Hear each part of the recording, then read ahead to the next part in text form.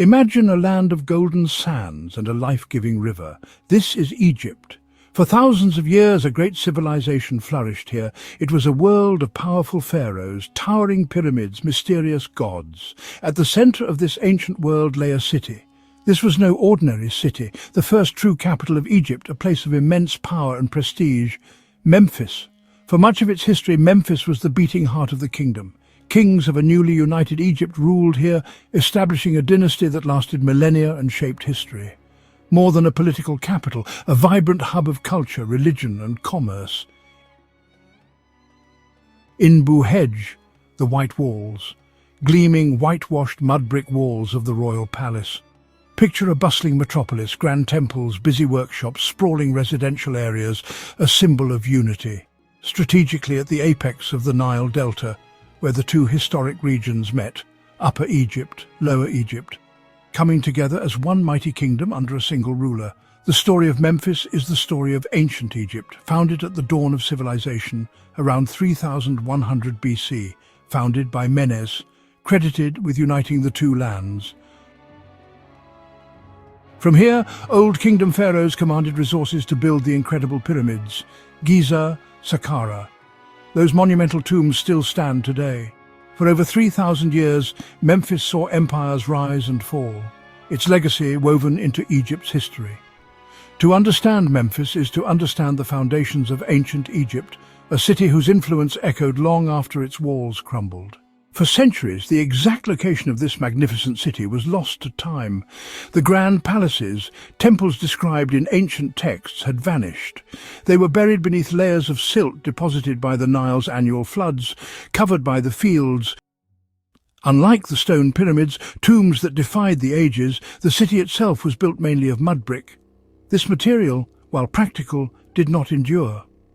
Over millennia, Memphis seemed to melt back into the earth. The search for Memphis became a great challenge for early explorers and archaeologists. They knew it must have existed near the modern capital of Cairo, close to the necropolis of Saqqara. One spectacular find was a giant limestone statue of Ramesses II. It was discovered lying on its back, face down in the mud. Today, the colossal figure rests in a museum on site, a powerful reminder of the city's former grandeur.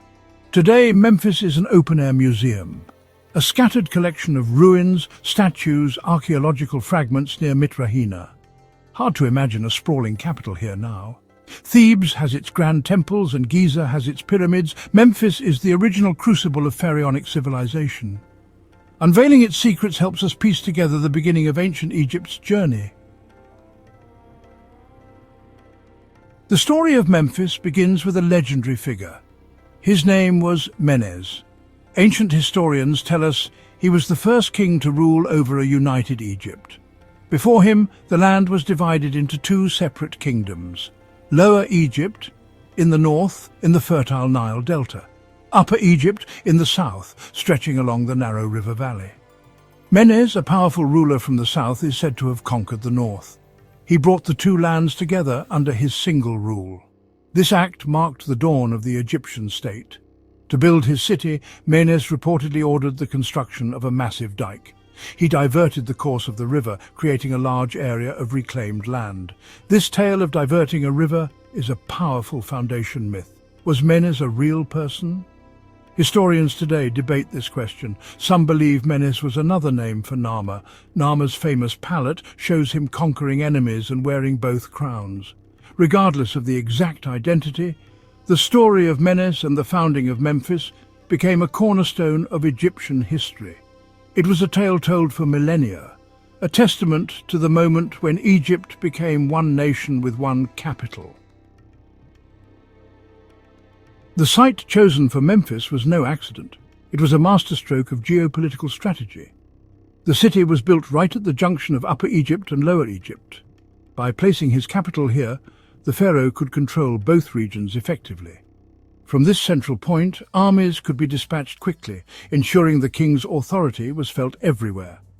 This location also gave Memphis control over trade. The Nile River was the main highway of the ancient world. All goods moving between the Mediterranean Sea and the heart of Africa had to pass this point. The city was founded on the west bank of the Nile. This was the traditional side for tombs and the afterlife as the sun set in the west. This placement connected the city of the living with the cities of the dead. The annual flooding of the Nile also brought incredible fertility to the surrounding lands. The rich black silt deposited by the river created a vast agricultural surplus. Furthermore, the site offered natural protection. To the west lay the vast Sahara Desert, a formidable barrier against invaders. By controlling this narrow corridor, the rulers of Memphis could effectively secure their kingdom. Once the land was secured, the city began to take shape. Its first official name was Ineb-Hedj, which translates as the White Walls. It paints a picture of a striking new fortress palace rising from the riverbank. The construction of the White Walls was a monumental undertaking. It required a highly organized workforce and a huge amount of resources. These early Egyptians were already masters of logistics and project management. Inside the White Walls, a new world was being created. This central compound would have housed the king's palace, the main administrative offices, and barracks for the royal guard. It was the heart of the government. As the city grew, it expanded far beyond this original fortified core. Neighborhoods for priests, artisans, merchants sprang up around the central palace. But the name White Walls stuck, becoming synonymous with the city itself for centuries. During the era known as the Old Kingdom, Memphis reached the zenith of its power. This period, roughly from 2700 to 2200 BC, is often called the Age of the Pyramids. Memphis was the engine that drove their construction, the capital of the pyramid builders. They planned and organized the most ambitious building projects the world had ever seen. Saqqara, the nearby desert plateau, became the city's vast necropolis. Memphis for the living, Saqqara for the dead. Here, Imhotep designed the first pyramid, the Step Pyramid. The city was the command center for a nationwide effort. Memphis oversaw quarrying in distant regions and transport of stone along the Nile. It was both the logistical hub and the spiritual hub. As the political center of Egypt, Memphis naturally evolved into a major economic hub. The Nile River, Egypt's great artery, brought goods from the deep south of Africa into the city's bustling harbours. The city also served as Egypt's primary window to the wider world. It was a cosmopolitan centre, a place where different cultures and peoples met. Ships from the Levant would sail up the Nile to trade at Memphis. The streets and markets would have been a vibrant mix of languages and cultures. You would have seen Nubian traders, Syrian merchants, sailors from the Aegean islands, alongside Egyptian officials and priests. Workshops in Memphis were filled with skilled artisans, goldsmiths, carpenters, sculptors, jewelers, who transformed raw materials from distant lands into objects of exquisite beauty. During its golden age, Memphis was a vast and sprawling city, one of the largest in the world. Beyond the administrative and religious districts lay extensive residential neighborhoods. Life in the city was vibrant and noisy, streets crowded from dawn till dusk. Bakers grinding grain, weavers at their looms, potters turning their wheels. Open-air markets were the heart of community life. Farmers selling vegetables, fish, poultry, craftsmen displaying simple pottery, intricate furniture, no coinage, transactions by barter. Religious festivals punctuated city life, royal processions through the streets. Statues of the gods carried out from temple sanctuaries. Public holidays filled with music, feasting, celebration, bringing the community together. At the very heart of Memphis's cultural and spiritual life stood a single, powerful deity. This was the god Ptah. He was revered in Memphis as the great creator god. According to the city's priests, Ptah had brought the entire universe into being. He did so not through physical force, but through the power of his thought and through his word. Ptah's great temple in Memphis, the Hut-Kaptah, was one of Egypt's most important religious centers. Its name means the enclosure of the soul of Ptah. From the Greek Aegyptos, we get the name Egypt. Each day, priests performed elaborate rituals. They awakened the god, they washed the statue, they clothed the statue, they presented food offerings. These rites were meant to maintain cosmic order and ensure prosperity. Because Ptah was their patron god, artisans and craftsmen held a special place in Memphite society. They were the ones who gave physical form to the vision of their kings and the beliefs of their culture. They followed a strict set of artistic rules, a canon of proportions that ensured their figures were always depicted in a formal, idealized way. This style was not meant to be a realistic portrait, but an eternal and perfect image. In other workshops, metalworkers would make bronze tools and weapons. Goldsmiths would painstakingly hammer and shape precious gold. Carpenters worked with rare imported woods like cedar and ebony. The life of an artisan was one of dedication and immense skill. The best craftsmen were highly respected and could lead a comfortable life. The culture of Memphis was, in many ways, defined by their creations. They were the hands that built the glory of ancient Egypt. For the ordinary people of Memphis, life was tied to the rhythms of the Nile and the agricultural seasons. Most inhabitants were farmers, labourers, fishermen, servants.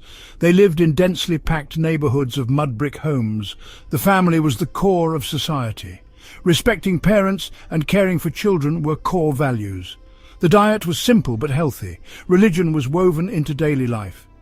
While state gods like Ptah were worshipped in grand temples, ordinary people kept personal devotions to household deities for protection. The afterlife preoccupied everyone. Death was a transition, not an end.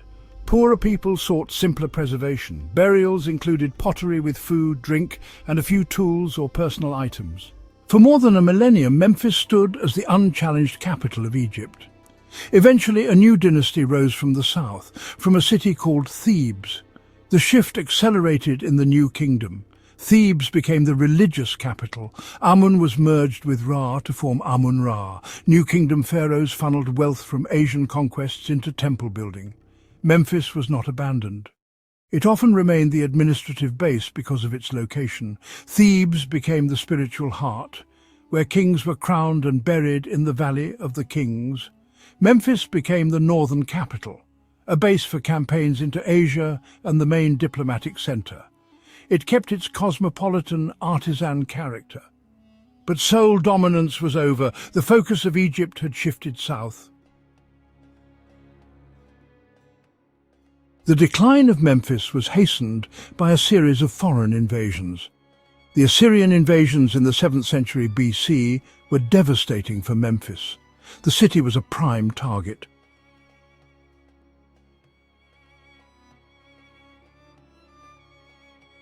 Although the Assyrians were eventually driven out, soon another great empire set its sights on the wealth of the Nile Valley. In 525 BC, the Persians, led by their king Cambyses II, conquered Egypt. For the next 2 centuries, Memphis was the administrative center for a foreign power. It was no longer the heart of an independent Egyptian kingdom, but an outpost of a vast foreign empire. This long period of foreign rule eroded the city's prestige and wealth. The city's spirit was diminished. Each conquest chipped away at its ancient glory, setting the stage for its final, irreversible decline. The final chapter in the story of Memphis began with the arrival of another great conqueror, Alexander the Great. In 332 BC, he entered Egypt. He was welcomed as a liberator. But he had a different vision. He decided to build a completely new capital on the Mediterranean coast, Alexandria. With the founding of Alexandria, the fate of Memphis was sealed. As Christianity spread, the Roman Emperor Theodosius I ordered the closure of all pagan temples. This was the death knell for the great temple of Ptah and the other institutions that had been the lifeblood of Memphis for 3,000 years. Its magnificent stone buildings became quarries for new construction projects. The remaining stones of Memphis's temples and palaces were dismantled and transported to build the mosques and walls of the new capital, Cairo. Today, visiting the site of ancient Memphis can be a surprising experience. What remains is gathered in a small area near the modern village of Mitrahina. This site is now an open-air museum. The centerpiece of the museum is an astonishing, colossal statue of Ramesses II. Even without its lower legs, the statue is over 10 meters long. The carving is exquisite. Outside, in the garden, The most impressive is a large alabaster sphinx. It once guarded the entrance to the great temple of Ptah. These remains represent only a tiny fraction of what once existed. The vast majority of Memphis lies buried beneath the ground, hidden under layers of Nile silt and the modern landscape. Memphis was the world's first great imperial city. It was the prototype for a capital city. The concept of a single, dominant capital city from which an entire nation is ruled was established here. Memphis's legacy is also written in stone across the nearby desert: Saqqara, Dashur, Giza. These monuments are the most visible and enduring legacy of the power that was once centered in Memphis, yet its influence endures. It lives on in the very name of Egypt. What remains is not a city of buildings, but a city of ideas. The idea of unity, of divine kingship, and of a civilization's quest for eternity. The white walls may have crumbled, but the echo of the world's first capital will resonate for all time.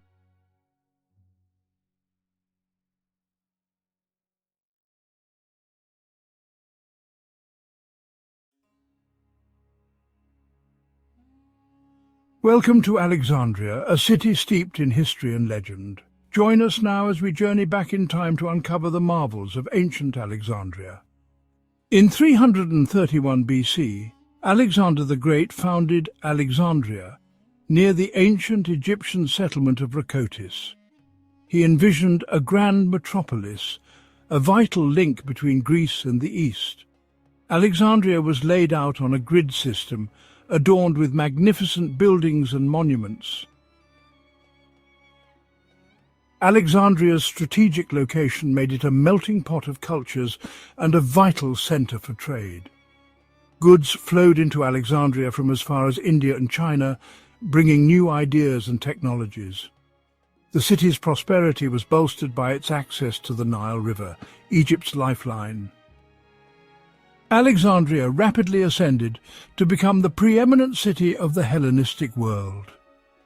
Its harbour bustled with ships from distant lands, and its streets were lined with grand colonnades and public buildings.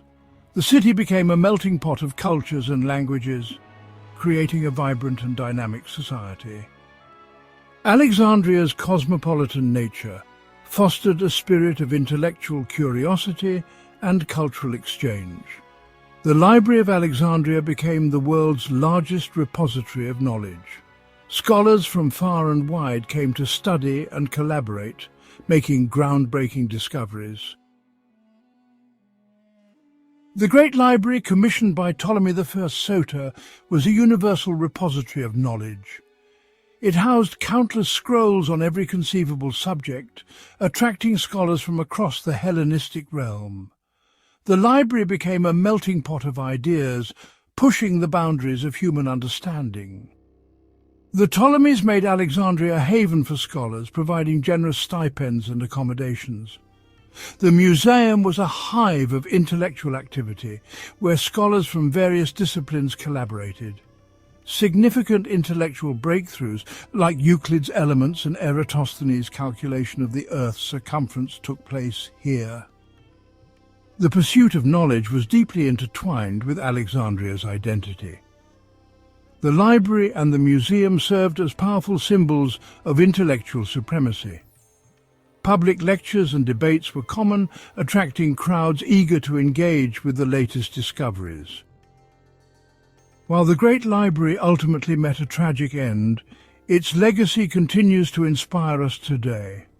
The library's influence can be seen in the countless libraries and research institutions around the world. Alexandria stands as a vibrant metropolis, a blend of ancient history and modern life.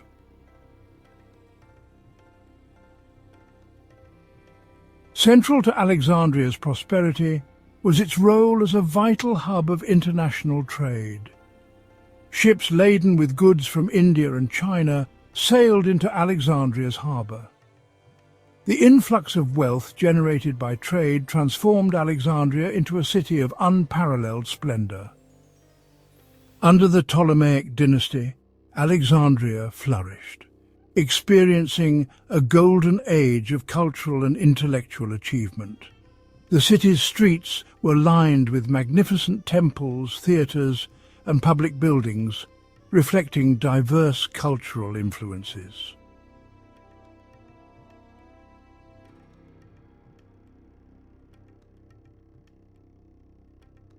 Alexandria was home to architectural marvels, including the Lighthouse of Alexandria.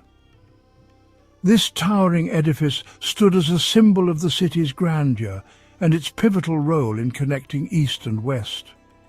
The lighthouse embodied the Ptolemies' desire to make Alexandria the most magnificent city in the world. The construction of the lighthouse was a monumental undertaking, a testament to ancient engineering. Rising in 3 distinct tiers, it housed storerooms, quarters, and a fiery beacon at its summit. The lighthouse's light, visible for miles, guided ships safely into Alexandria's harbour.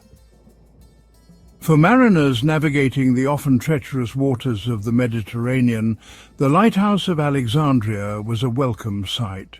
Its brilliant beacon, visible for over 30 miles on a clear night, served as a crucial navigational aid, guiding ships safely through storms and treacherous currents towards the safety of Alexandria's harbour. The lighthouse's light, a symbol of hope and security, cut through the darkness, reassuring sailors that land was near. Legends and tales swirled around the lighthouse, fueled by its awe-inspiring presence and the vital role it played in the maritime world. Some stories spoke of a giant mirror atop the lighthouse, so powerful it could set enemy ships ablaze, while others whispered of a magical stone that amplified the light, making it visible from hundreds of miles away. The lighthouse's impact on Alexandria extended far beyond its practical function as a navigational aid. It became a symbol of the city itself, a testament to its wealth, its technological prowess, and its central role in the ancient world. The lighthouse was a source of immense pride for the citizens of Alexandria, a tangible reminder of their city's preeminence.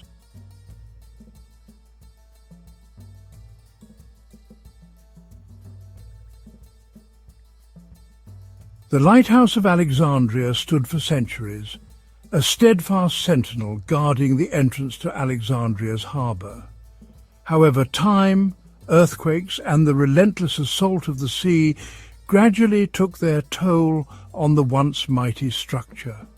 A series of earthquakes, culminating in a particularly devastating tremor in the 14th century, weakened the lighthouse's foundations, leading to its eventual collapse.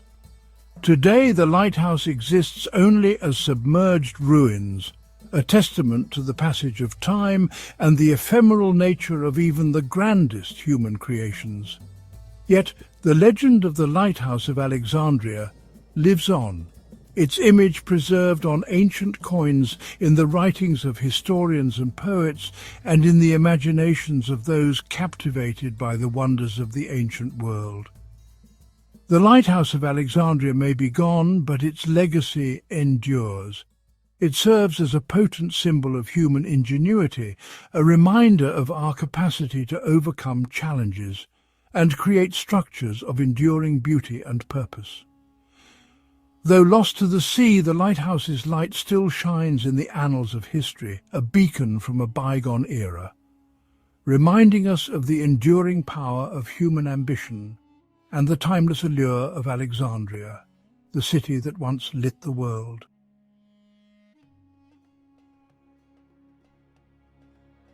Alexandria, with its strategic location bridging east and west, became a crucial conduit for the dissemination of Hellenic culture throughout the Mediterranean world and beyond. Founded by Alexander the Great, a fervent admirer of Greek culture, Alexandria was envisioned as a beacon of Hellenism, a radiant centre from which Greek language, philosophy, art, and ideals would spread. The city's diverse population, a melting pot of Greeks, Egyptians, Jews, Romans, and others, interacted and exchanged ideas, fostering a unique cultural blend that bore the hallmarks of Hellenism while incorporating elements from other civilizations. The Ptolemies, astute rulers who understood the power of culture, actively promoted Hellenism as a unifying force within their vast kingdom. They encouraged the use of the Greek language in administration and commerce, making it the lingua franca of the Eastern Mediterranean. Greek literature, philosophy, and scientific treatises were translated into other languages, making them accessible to a wider audience and ensuring their enduring influence. Alexandria's bustling marketplaces served as vibrant hubs of cultural exchange. Merchants from distant lands, their ships laden with exotic goods, brought with them stories, customs, and beliefs that intermingled with the city's already diverse cultural tapestry. Greek theatres staged performances of classical plays, introducing audiences from different backgrounds to the intricacies of Greek drama and mythology. The influence of Hellenism, disseminated from Alexandria, extended far beyond the city's walls, leaving an indelible mark on the cultural landscape of the Mediterranean and beyond. As Alexandria's fame grew, so too did its influence, with its cultural innovations and artistic achievements emulated in cities across the Hellenistic world. The Ptolemies, through a combination of political acumen and cultural diplomacy, played a pivotal role in fostering the spread of Hellenism.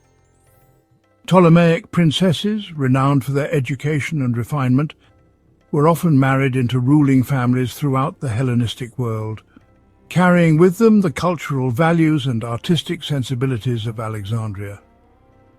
These princesses, acting as cultural ambassadors, established courts that became centres of Hellenistic learning and patronage, further extending Alexandria's cultural reach. The impact of Hellenism was particularly profound in the realm of architecture and urban planning. Cities across the Hellenistic world adopted the grid-like street plans, grand colonnades, and monumental public buildings that characterized Alexandria. Temples dedicated to Greek gods, theatres for staging Greek plays, and gymnasiums for athletic competitions became ubiquitous features of Hellenistic cities, reflecting the pervasive influence of Alexandrian architectural ideals.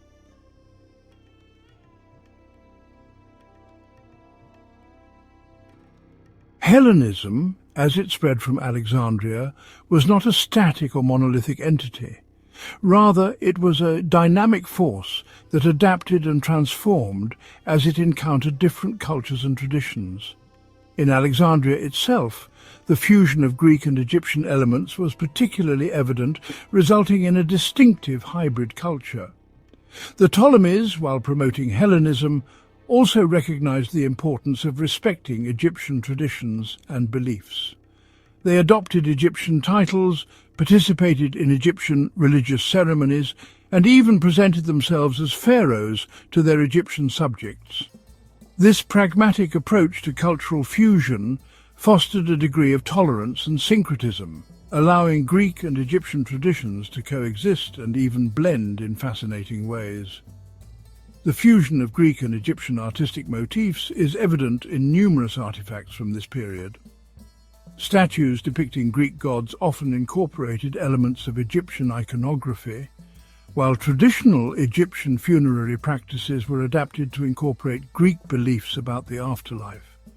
This cultural blending, far from diluting either tradition, resulted in a rich and vibrant artistic vocabulary that reflected the unique character of Hellenistic Egypt.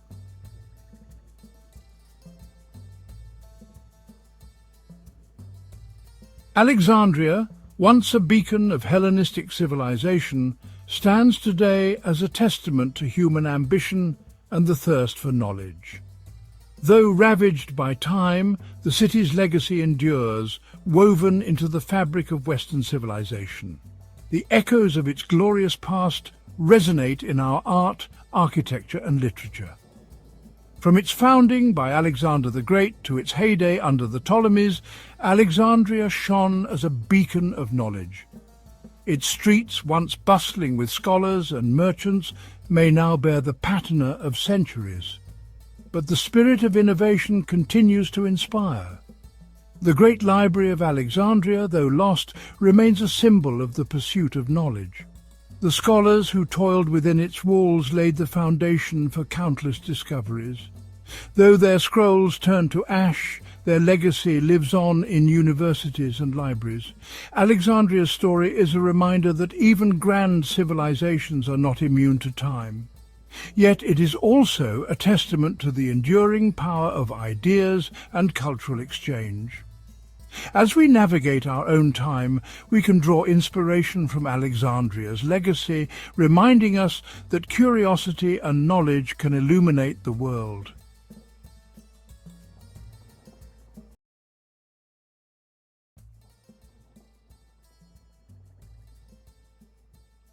The Nile, a river that flows north, bringing life to a desert. For thousands of years it shaped Egypt, its floods both awe-inspiring and essential. From fertile delta to arid desert, the Nile is a lifeline.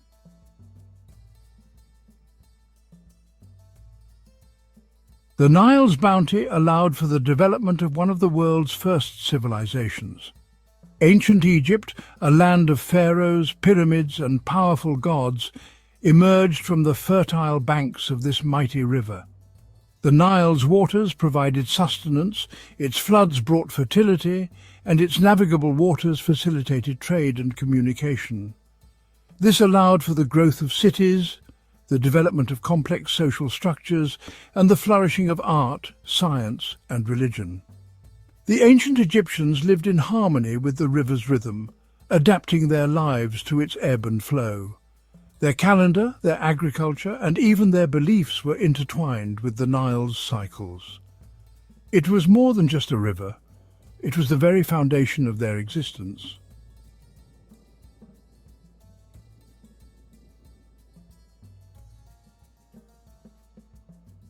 To the ancient Egyptians, the Nile was not merely a river, it was a divine entity, a god whose benevolence sustained their very existence. They called him Hapi, the god of the annual flood, depicted as a benevolent figure with a large belly and pendulous breasts, symbolizing fertility and abundance. Temples were erected in his honor, and elaborate rituals were performed to appease him and ensure the timely arrival of the annual flood. Offerings of food, flowers, and precious metals were made, and hymns were sung praising his life-giving waters. The pharaoh, considered the divine ruler and intermediary between the gods and the people, played a crucial role in these rituals. His connection to the divine was believed to influence the Nile's favor, ensuring the prosperity of the land and its people. The Nile's annual flood cycle dictated life in ancient Egypt. It marked the start of the agricultural year. Egyptians created a calendar based on its 3 seasons. Akhet, the inundation season, was a time of celebration. The Nile's silt renewed the land's vitality. Pere, the growing season, followed. Shemu, the harvest season, marked abundance and gratitude.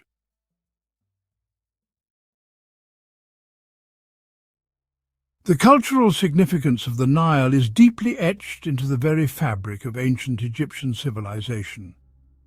It is evident in their art, their architecture, and their beliefs. Tomb paintings depict scenes of life along the riverbanks, showcasing the abundance it brought. Monumental architecture, such as the pyramids and temples, were often aligned with the Nile's flow, further emphasizing its centrality in their worldview. The orientation of these structures suggests a deep reverence for the river's journey from south to north, mirroring the sun's path across the sky. The Nile's influence extended even to the afterlife. The Egyptians believed that the soul, after death, journeyed westward across the Nile, mirroring the sun's journey into the underworld. This belief is reflected in the layout of tombs and the placement of funerary goods. The ancient Egyptians wove intricate myths to explain the Nile's floods. One such myth tells of Isis and her beloved Osiris. Osiris, murdered by his brother Set, was dismembered. Isis searched tirelessly for his remains. Her tears overflowed the Nile, causing the annual flood. Each year her tears replenished the land, bringing life to Egypt.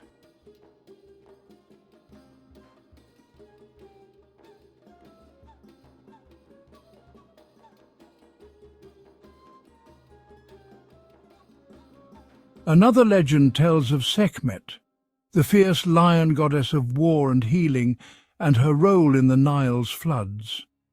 According to the myth, Sekhmet, enraged by the disrespect shown to her father, the sun god Ra, unleashed her fiery wrath upon humanity.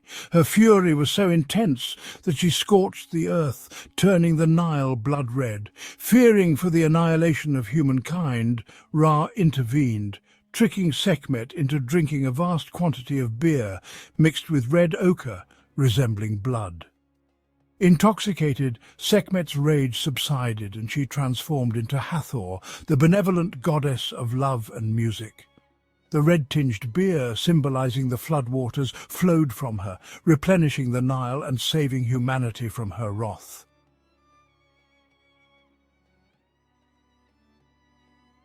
The Nile's significance transcended the earthly realm, playing a crucial role in the Egyptian afterlife beliefs. They believed that the Nile flowed through the underworld, the Duat, providing sustenance to the souls residing there. The deceased, embarking on their perilous journey through the underworld, relied on the Nile's waters for sustenance and guidance. Funerary texts, such as the Book of the Dead, contain spells and hymns meant to ensure safe passage across the celestial Nile. The Nile, in this context, represented not only physical sustenance but also spiritual renewal and rebirth. Just as it brought life to the land of Egypt, it also nourished the souls in the afterlife, ensuring their continued existence in the realm beyond death.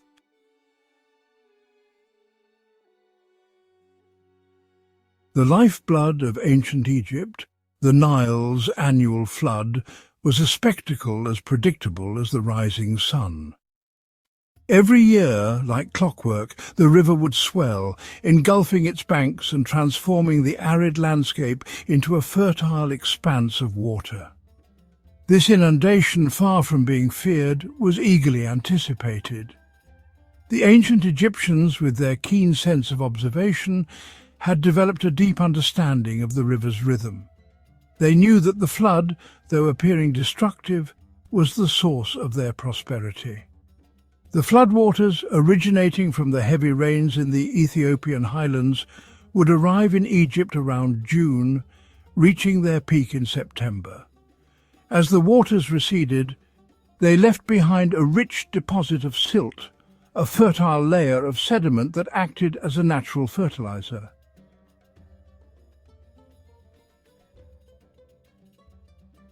The ancient Egyptians recognized the source of their bounty, referring to the southern lands as Taseti, meaning the land of the bow. They understood that the floods were a gift from these distant lands. Expeditions were sent south to explore the river's origins, seeking to understand the forces that governed its flow. These journeys, though fraught with peril, provided valuable knowledge about the Nile's tributaries and the annual rainfall patterns that dictated the flood's intensity. The Egyptians developed sophisticated systems to measure the Nile's rise and fall, constructing nilometers, graduated stone structures placed within the river or nearby wells. These structures allowed them to predict the height of the flood and anticipate the year's harvest.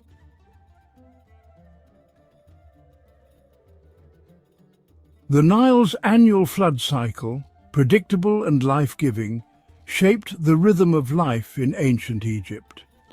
It dictated the agricultural calendar, the construction projects, and even the religious festivals. During the inundation, when the fields were submerged, farmers would engage in other activities, like repairing their tools, tending to their livestock, or working on construction projects for the pharaoh. The flood season provided a period of relative respite from the demanding work of agriculture. As the floodwaters receded, the land, rejuvenated by the rich silt deposits, was ready for planting. Farmers would sow their crops, anticipating a bountiful harvest in the months to come. The success of their harvest depended on the Nile's generosity, a testament to their symbiotic relationship with the river.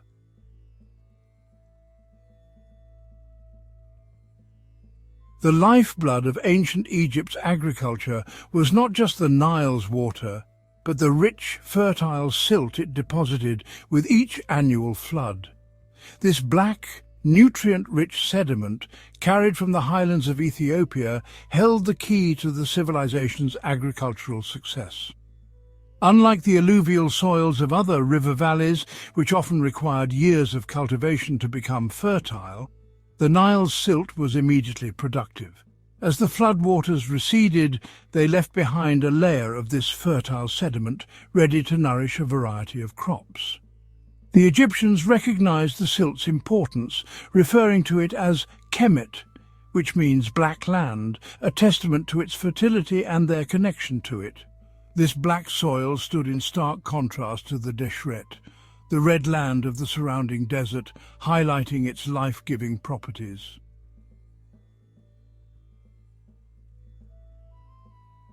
To maximize the benefits of the Nile's annual inundation, the ancient Egyptians developed an ingenious system of basin irrigation.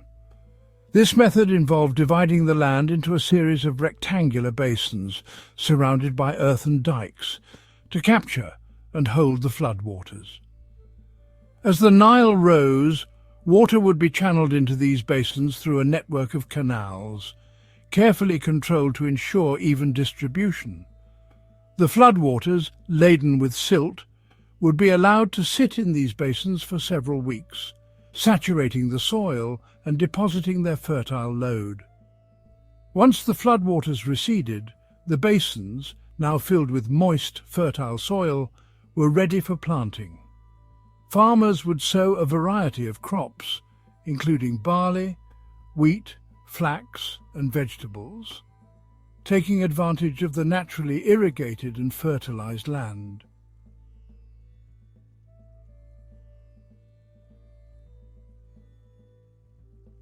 Egyptians developed perennial irrigation for year-round cultivation. This allowed them to grow crops even during the dry season. The shaduf, a lever system, was commonly used to lift water. Canals and ditches channeled water from the Nile to fields.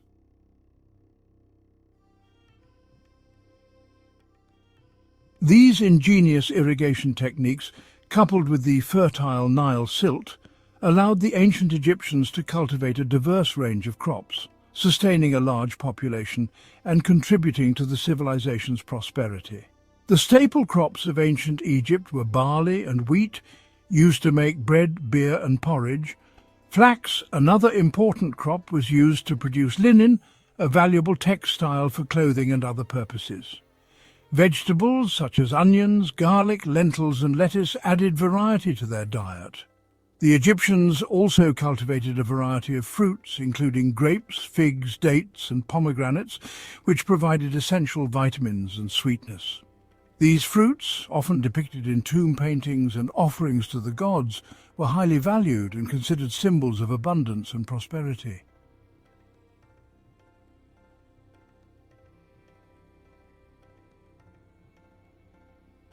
The Nile, once a force of nature, entered a new era in the 20th century, the age of dams.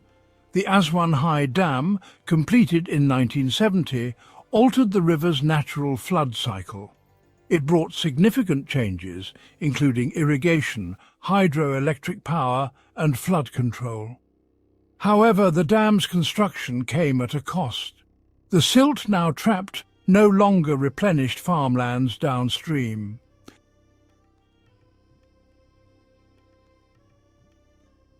The end of the natural flood cycle brought about a new set of challenges. The once fertile soils, deprived of the annual silt deposits, became increasingly saline and less productive over time. The absence of the flood's natural flushing action led to the build-up of salts in the soil, impacting crop yields. The construction of the Aswan High Dam, while providing undeniable benefits, also had ecological consequences. The Nile Delta, once a vibrant ecosystem nourished by the annual influx of nutrients, began to erode, deprived of the silt that once replenished its shores. The dam also impacted the populations of certain fish species, like the sardine, which relied on the annual flood cycle for their breeding grounds. The altered flow of the Nile disrupted their migration patterns, leading to a decline in their numbers. The Nile, the river that gave birth to Egyptian civilization, continues to flow, a silent witness to time's passage. Its legacy is etched into the soul of Egypt. The ancient Egyptians' reverence and ingenious methods inspire awe. The Nile's story reminds us of nature's power and our responsibility.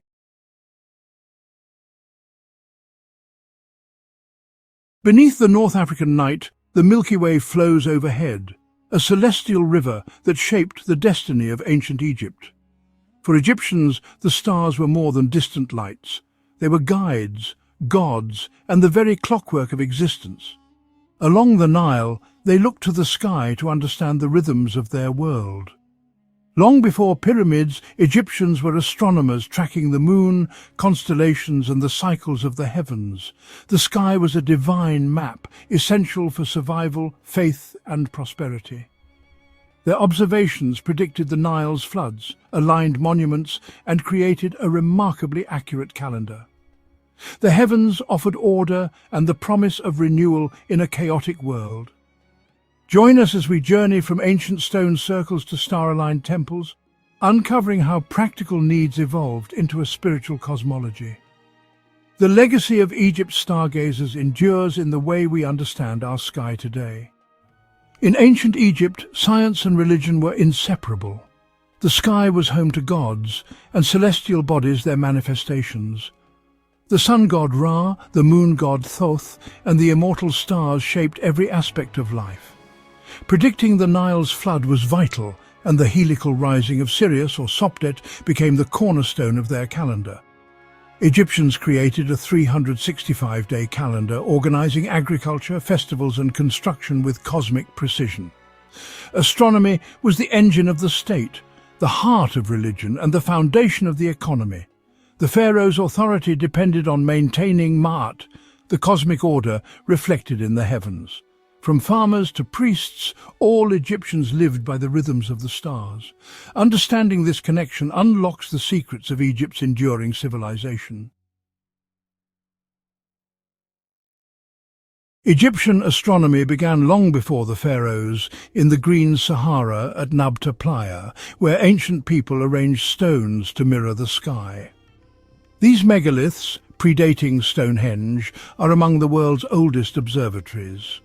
Over time, astronomical knowledge grew, culminating in the star-aligned pyramids of Giza, resurrection machines guiding pharaohs to the heavens. Temples like Karnak became cosmic instruments aligned to the solstice sun.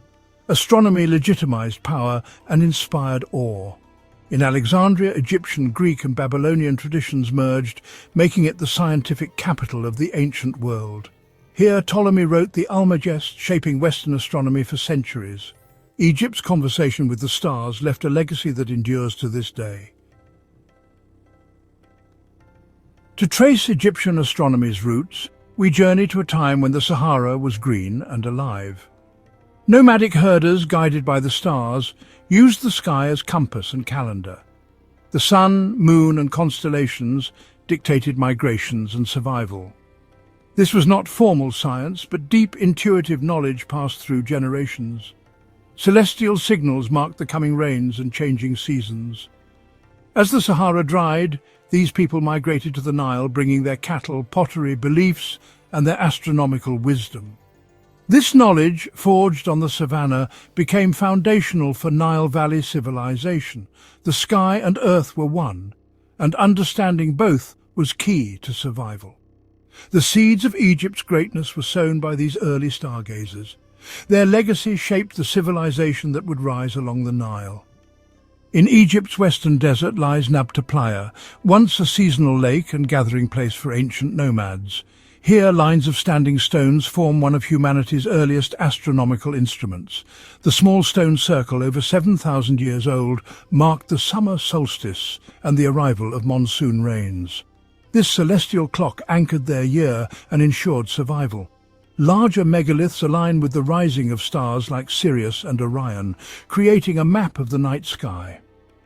Nabta-Playa's alignments predate Stonehenge and the pyramids, revealing a sophisticated understanding of the cosmos. These people organized to quarry and erect massive stones with astronomical precision. Nabta-Playa is a silent monument to humanity's first astronomers. It shows our ancient desire to find order in the cosmos. Their achievements laid the groundwork for Egypt's later scientific wonders. Nabta-Playa's stones were more than markers. They formed a complex system for tracking celestial cycles. Gates in the central circle aligned with the solstice sunrise, confirming the cosmic order and the coming rains. Beneath the sands, a reverently buried cow hints at the sacred link between cattle, the sky, and later Egyptian deities like Hathor. The alignments allowed for a reliable calendar, essential for planning migrations and rituals. This practical astronomy brought structure to their lives and shaped their future. The stones are evidence of abstract thinking and long-term pattern recognition. Nabta-Playa's principles of alignment and calendar making were carried to the Nile Valley. There they evolved into the magnificent science of the pharaohs. The journey from desert stones to cosmic temples began here, under the ancient stars. The story of Nabta-Playa and its stargazing inhabitants does not end in the desert. Around 3,800 BCE, the climate of North Africa shifted dramatically. The monsoons that had sustained the Green Sahara retreated south, and the land began its final transformation into the arid desert we know today. This profound environmental change forced a great migration. The cattle-herding peoples of the western oases packed up their belongings and moved east towards the one place where life could still flourish on a grand scale: the fertile, well-watered corridor of the Nile River Valley. This was a pivotal moment in human history. These migrants were not primitive hunter-gatherers. They were a people with a rich cultural and intellectual heritage. They brought with them their domesticated cattle, their sophisticated pottery techniques, and their complex social structures. Most importantly, they carried in their collective memory a deep and practical knowledge of the stars. This astronomical legacy, developed over countless generations in the open expanse of the savannah, would now be applied to a new environment with a different set of challenges and opportunities. The rhythm of life was no longer dictated by monsoon rains, but by the annual inundation of the great river. The astronomical skills honed at Nabta-Playa proved to be perfectly adaptable. The need to predict the seasonal rains was replaced by the even more critical need to predict the Nile's flood. The ancient observers noticed that the flood arrived each year shortly after the star Sirius, the brightest star in the sky, reappeared at dawn. They applied their calendar-making skills to this new celestial event, creating the 365-day civil calendar that would become a hallmark of Egyptian civilization. The practice of aligning structures to the solstices and key stars, first seen in the desert stone circles, would evolve into the precise orientation of temples and pyramids. Thus, the prehistoric astronomy of the Sahara Desert did not vanish. It was transformed. It became the bedrock upon which the pharaonic state was built. The cattle cults of the desert may have evolved into the worship of celestial deities like Hathor and Nut. The chiefs who could interpret the heavens likely became the first priests and rulers. The legacy of Nabta-Playa is therefore profound. It demonstrates that the origins of Egyptian civilization and its extraordinary astronomical achievements lie not just on the banks of the Nile, but in the deeper past of the African continent, among a forgotten people who first learned to read the secrets written in the stars. As cultures unified along the Nile, astronomical knowledge shaped their state. They needed a calendar to govern their agricultural society. Building on traditions, they created a calendar. The early Egyptians turned their gaze to the sun and the stars, seeking a more constant and predictable measure of time for their burgeoning civilization. They observed the solar year was approximately 365 days long. The year was divided into 12 months of 30 days, plus 5 extra days for deities' birthdays. This calendar was consistent, aiding officials in calculations. This system united Egypt under a predictable rhythm. The year reflected the Nile's agricultural cycle. The Egyptians knew their 365-day calendar was not perfect and would slowly drift out of sync with the seasons. They used the star Sirius, which they called Sopdet, to reliably signal the start of the Nile's annual flooding. The helical rising of Sirius almost perfectly coincided with the first signs of the Nile's waters beginning to swell. The star's reappearance was the true New Year's Day, announcing the season of inundation. Her rising was a moment of immense religious significance, celebrated with festivals and rituals. The careful tracking of Sopdet's rising allowed the Egyptians to understand the slow drift of their calendar. The northern celestial pole held profound significance for the ancient Egyptians. They looked north to stars that never set, circling endlessly. These circumpolar stars symbolized eternity. The Egyptians called them the Ikimusek, the unwearying ones, the celestial destiny of the pharaohs. The Great Pyramid was aligned to the North Star, Thuban. A shaft pointed to Thuban, a pathway for the pharaoh's soul to join the imperishable stars. This mapping was critical to their understanding of the cosmos. The north was the realm of eternity. This celestial map gave the Egyptians a sense of place within a divine universe. Dynastic astronomy was about formulating a comprehensive worldview, explaining the universe and humanity's place within it. For the ancient Egyptians, the organizing principle of everything was Ma'at, embodying truth, justice, balance, and cosmic order. Ma'at was the divine force that kept the universe functioning correctly. It ensured the sun would rise, the Nile would flood, and the stars would remain in their courses. The pharaoh was the earthly guarantor of Ma'at. His primary duty was to maintain this divine order. The daily journey of the sun god Ra across the sky, the monthly phases of the moon, and the annual return of Sopdet were all powerful demonstrations that the cosmic order was being upheld. Therefore, the study of astronomy was a sacred duty. This worldview is beautifully illustrated in their artistic representations of the cosmos. The sky was often depicted as the goddess Nut, her body arched over the earth, covered in stars. The earth itself was personified by the god Geb. It was a universe that was alive, a celestial family of gods whose actions created the world the Egyptians experienced every day. In the New Kingdom, temple complexes became models of the cosmos. These temples were astronomical instruments designed to capture sunlight at key moments, creating dramatic light and shadow. The Karnak temple complex exemplifies this, with its core design aligned astronomically. Its main axis aligns with the winter solstice sunrise. On this day, sunlight penetrates the gateway. It travels through halls to illuminate the inner sanctum. This event was powerful religious theatre, demonstrating the presence of the gods.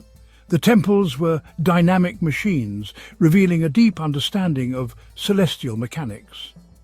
The Egyptian practice of celestial alignment was not confined to individual buildings. They thought on a much grander scale. They envisioned the entire landscape of Egypt as a sacred canvas upon which a reflection of the heavens could be drawn. The pyramids and temples were not isolated structures, but were often part of a much larger, interconnected plan. The placement of monuments relative to one another and relative to natural features like the Nile River was often deliberate and carried deep cosmological meaning. They were attempting to create a terrestrial reflection of the celestial world, weaving heaven and earth together into a single, unified whole. One of the most compelling theories in this field is the Orion correlation theory. This hypothesis suggests that the layout of the three main pyramids on the Giza plateau was intentionally designed to mirror the three stars in the belt of the constellation Orion. Not only does the arrangement of the pyramids match the arrangement of the stars, but the relative brightness of the stars seems to be reflected in the relative sizes of the pyramids. Furthermore, the Nile River, flowing alongside the Giza plateau, corresponds to the position of the Milky Way, the celestial river, in the sky relative to the constellation of Orion. This creates a breathtakingly ambitious star map on the ground. This concept of as above, so below was central to the Egyptian worldview. By recreating the pattern of the stars on the land, they were anchoring the divine order of the heavens firmly in their own kingdom. The land of Egypt would thus become a living embodiment of Ma'at, a place of perfect cosmic harmony. This sacred geography reinforced the divine nature of the kingdom and the legitimacy of the pharaoh who ruled over it. Walking through this landscape was like walking through the cosmos itself, with every temple and pyramid serving as a gateway to a specific celestial region or divine power. Whether every alignment was intentional is still debated by scholars, but the evidence for large-scale celestial planning is undeniable.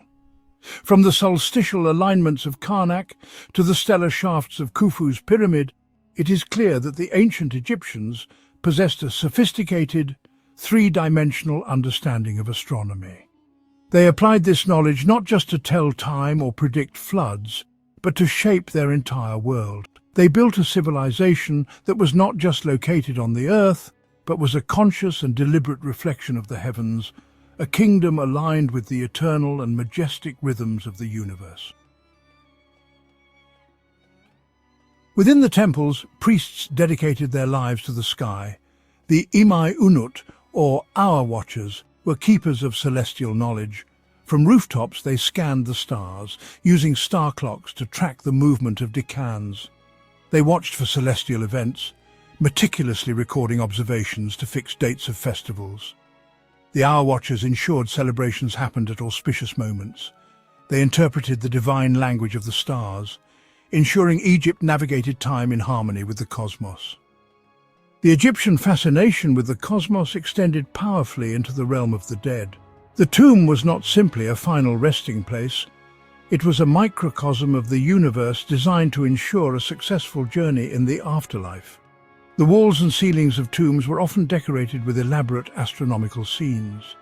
These were functional cosmic maps, celestial guidebooks for the soul. Walking into a tomb is like stepping into another universe. The ceilings are often painted a deep, dark blue, representing the night sky. Upon this celestial canvas are painted the constellations, depicted as gods and goddesses. These images provided a map, allowing the soul to navigate the darkness. They were a practical guide for the afterlife, but they also had a powerful magical function. By depicting the eternal nature of the cosmos, the Egyptians believed they could bestow that same immortality upon the deceased. The daily journey of the sun god Ra was a model for the pharaoh's own resurrection. These tomb paintings provide us with a direct window into the Egyptian understanding of the cosmos. The tomb became a sealed copy of the universe where the cycles of time would play out for eternity.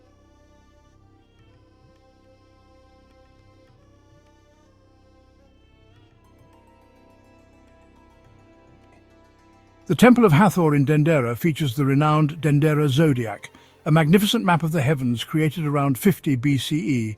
It represents a fusion of Egyptian astronomy with Greek and Babylonian ideas. The zodiac is a circular bas-relief featuring familiar constellations. It blends traditions, incorporating new knowledge while retaining its unique character. The disk depicts planets as gods sailing in celestial boats. It's a complex clock, calendar, and cosmological diagram. The Dendera zodiac encapsulates the journey of Egyptian stargazing. It reminds us that the sky was a vibrant realm, guiding them in life and death. Egyptian astronomy entered a brilliant final chapter. In 332 BCE, Alexander the Great brought Egypt into the Greek world, founding Alexandria. It became the Hellenistic world's intellectual heart, a multicultural metropolis. Alexandria became a crucible where Egyptian wisdom was reforged with Greek cosmology. Egyptians brought vast observational data and star charts. The Greeks sought mathematical models of the cosmos. Babylonian astronomy added mathematical prowess. Scholars combined Egyptian, Greek, and Babylonian traditions. The Museum and Great Library was a research institute. Scholars like Eratosthenes and Hipparchus worked here. Alexandria amplified Egypt's legacy, preparing it for the future.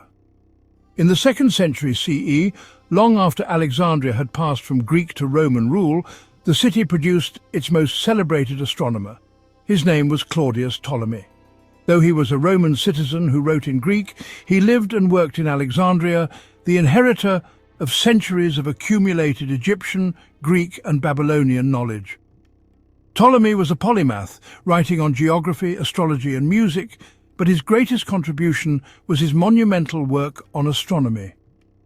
This book, originally called the Mathematical Treatise, would become known to posterity by its Arabic name, the Almagest, meaning the greatest. It was a title it thoroughly deserved. The Almagest was a comprehensive masterpiece. In its 13 books, Ptolemy gathered and synthesized all the astronomical knowledge of his time into a single coherent system. He presented a detailed mathematical model of the universe that could predict the positions of the sun, moon and planets with remarkable accuracy for its time. His model was geocentric, placing a stationary Earth at the center of the cosmos. To explain the complex and sometimes backward or retrograde motions of the planets, he used an ingenious system of circles on circles, known as deferents and epicycles. It was a complex but workable model that accounted for what observers saw in the sky. Ptolemy's work was not just about theory, it was grounded in observation. He drew heavily on the star catalogue of his predecessor Hipparchus, refining it and adding to it. He included a list of over 1,000 stars organized into 48 constellations, many of which we still recognize today. The Almagest provided tables that allowed users to compute the positions of celestial bodies for any given date. It was a complete astronomical toolkit, a user's manual for the entire universe as it was then understood. Its combination of theoretical elegance and practical utility made it an indispensable text for any serious astronomer. The influence of the Almagest was immense and long-lasting. For more than 1,400 years, it was the foundational text for astronomy in the Byzantine, Islamic and Western European worlds. It was copied, translated and studied by generations of scholars. It so successfully explained the heavens that it became the undisputed authority, its geocentric model going largely unchallenged until the work of Copernicus in the 16th century. Ptolemy, working in Roman Egypt, had created the final, crowning achievement of ancient astronomy. His work stands as a powerful testament to the intellectual legacy of Alexandria, a city built on Egyptian soil and nurtured by its ancient tradition of looking to the stars. Ancient Egyptian astronomy, from prehistoric stone circles to Ptolemy's models, spans 5,000 years. One lasting gift is the 365-day calendar. Adopted by Julius Caesar, it evolved into the Gregorian calendar.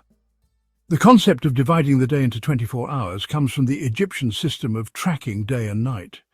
The idea of mapping the sky is a tradition that Egypt perfected. Meticulous records provided data for later Greek and Roman astronomers. The astronomical alignments of the pyramids continue to inspire awe. They remind us of a civilization seeking harmony between earthly existence and the cosmic order. The greatest legacy is the spirit of inquiry, finding meaning in the night sky. From the stones of Nab-Taplia to the libraries of Alexandria, ancient Egyptian astronomy reveals humanity's quest for its place in the universe. Etched into Egypt's landscape, from star-aligned pyramids to sun-drenched temples, it wove together agriculture, religion and the state, guided by the stars. Their contributions echo today. Our calendar descends from their 365-day system. The 24-hour day has roots in temple hour watches. The cosmos, as an ordered place, was embodied in Ma'at, the divine order. This culminated in Ptolemy's Almagest, defining the Western universe for a millennium. Knowledge of the pharaohs became the foundation for the future. The light of Sopdet became a beacon of knowledge. When we look up, we see through ancient Egyptian eyes. Their cosmic perspective endures, connecting us to those first stargazers on the Nile.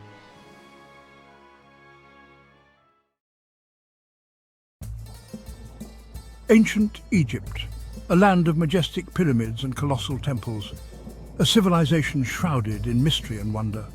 For centuries, the secrets of the ancient Egyptians lay dormant, locked away in their intricate scripts. Like whispers from the past, these scripts tantalized explorers and scholars alike. They held the key to understanding a civilization that had vanished millennia ago.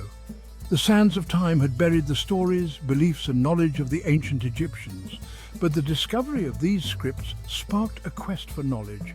It was a quest to decipher the symbols and unlock the secrets of this ancient world. The journey promised to be both challenging and rewarding. The allure of ancient Egypt lies not only in its monumental architecture, it also lies in the intricate system of writing that adorned its walls. These inscriptions, a complex tapestry of symbols and figures, were not mere decorations. They were a sophisticated system of communication, a system that evolved over centuries, reflecting the changing needs of the Egyptian civilization. The study of ancient Egyptian scripts has illuminated our understanding of this remarkable civilization. It has brought us closer to the lives of the pharaohs, priests, and ordinary people who lived along the banks of the Nile. Their stories, once lost to time, are now being pieced together. At the heart of ancient Egyptian writing lay three principal scripts: hieroglyphs, hieratic and demotic. Each script served a distinct purpose, reflecting the diverse needs of Egyptian society. Understanding these scripts is crucial to unlocking the mysteries of ancient Egyptian civilization. Hieroglyphs, meaning sacred carvings, were the most formal and elaborate script. These intricate symbols, often resembling animals, plants, or everyday objects, represented words, sounds, or concepts. Hieroglyphs adorned the walls of temples and tombs. They served as a visual testament to the power of the pharaohs and the glory of the gods. For everyday use, the Egyptians developed a cursive script known as hieratic. Hieratic, meaning priestly, was a simplified and more fluid form of hieroglyphs. It was used by scribes for administrative documents, letters, and literary texts. Hieratic played a vital role in the day-to-day functioning of the Egyptian state. As time progressed, a new script emerged called demotic. Demotic, meaning popular, was even more cursive and abstract than hieratic. It became the dominant script during the late period of ancient Egypt. Demotic appeared on contracts, legal documents, and even on pieces of pottery.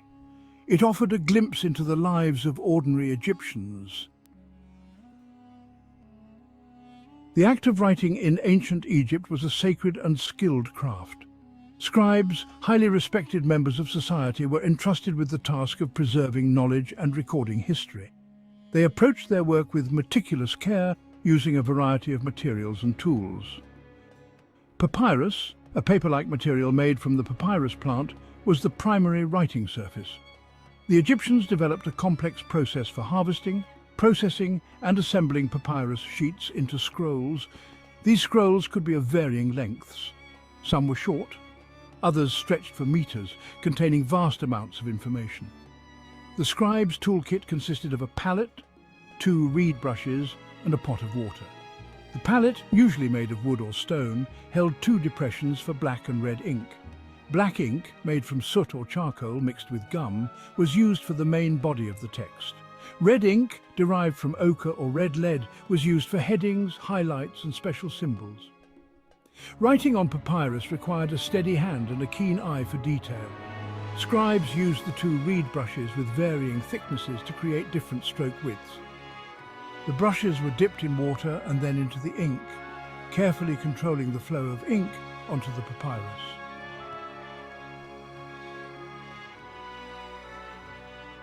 For centuries, the secrets of ancient Egyptian scripts remained hidden. Scholars could only marvel at the beauty of the hieroglyphs without understanding their meaning.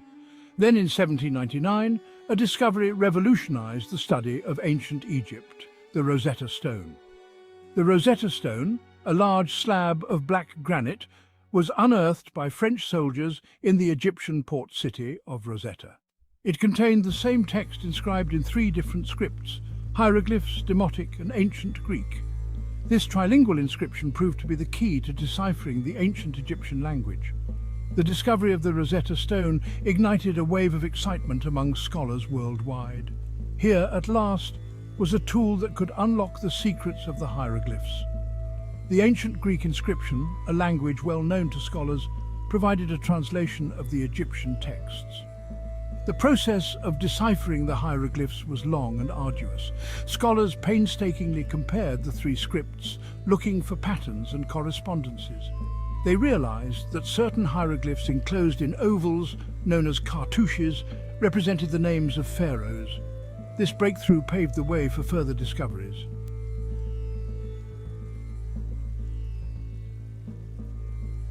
The Egyptian language, like all languages, was not static. It evolved over millennia, adapting to changing social and cultural influences. Understanding this linguistic evolution is crucial to grasping the nuances of ancient Egyptian texts. The earliest known stage of the Egyptian language is Old Egyptian, spoken from the early dynastic period to the end of the Old Kingdom. Old Egyptian laid the foundation for later stages of the language. It is characterized by its complex grammar and distinctive vocabulary. As time progressed, Old Egyptian gave way to Middle Egyptian, spoken during the Middle Kingdom and Second Intermediate period. Middle Egyptian exhibited some grammatical simplifications compared to its predecessor. It became the language of classical literature and religious texts. During the New Kingdom, Late Egyptian emerged as the dominant language. Late Egyptian witnessed further grammatical changes and saw the introduction of new words. It was the language of administration, diplomacy, and everyday life. The final stage of the Egyptian language was Coptic, which emerged in the Roman period. Coptic, written using the Greek alphabet, incorporated elements of Greek vocabulary. It was primarily used by the Coptic Christian community and eventually faded out as Arabic became the dominant language of Egypt.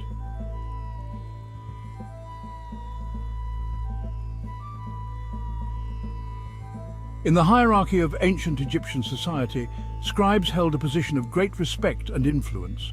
They were the guardians of knowledge, responsible for preserving and transmitting information across generations. Their skills were essential to the functioning of the Egyptian state. Becoming a scribe was a long and arduous process. Boys from elite families began their training at a young age.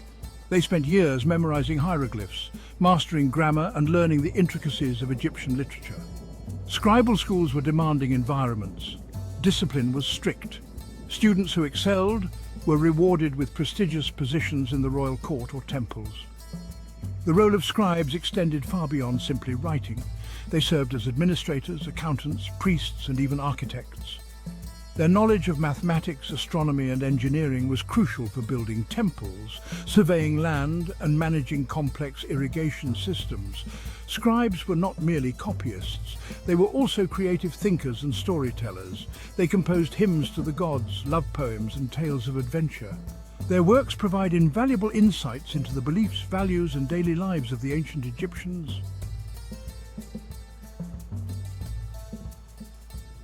The legacy of ancient Egyptian scripts is profound and enduring. The deciphering of hieroglyphs and the study of the Egyptian language have revolutionized our understanding of this ancient civilization. We can now read the words of pharaohs, explore the beliefs of priests, and delve into the lives of ordinary people. The inscriptions on temple walls and tomb paintings are no longer silent witnesses to a bygone era. They speak to us across millennia, revealing the hopes, dreams, and fears of a civilization that flourished along the banks of the Nile.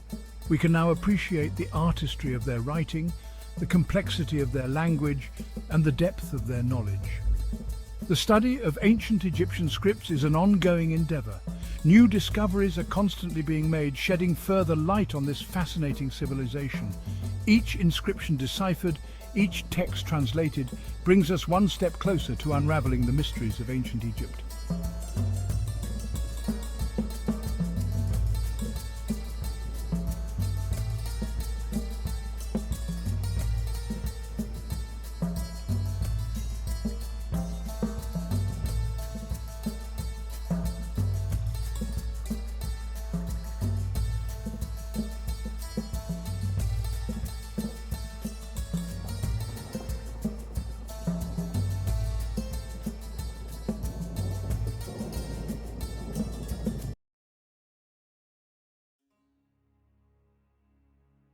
Egypt, ancient, storied, and for centuries ruled by the Greek Ptolemies, stood as a beacon of culture and power. Alexandria, its capital, was famed for its library and lighthouse, a hub of knowledge and trade. But the dynasty's last ruler, Cleopatra VII, was different. She embraced Egyptian language and religion, presenting herself as the goddess Isis. A shrewd leader, Cleopatra fought to keep Egypt independent as the Ptolemaic Golden Age faded. Rome's grip on Egypt tightened gradually, turning the Ptolemies into dependent clients. Cleopatra, recognizing Rome's dominance, forged alliances with Julius Caesar and later Mark Antony, hoping to secure Egypt's future. Their partnership, both romantic and political, challenged Rome's new leader, Octavian, setting the stage for a final confrontation. Rome itself was in turmoil. The Republic, overwhelmed by its own expansion, was torn by social strife and civil war.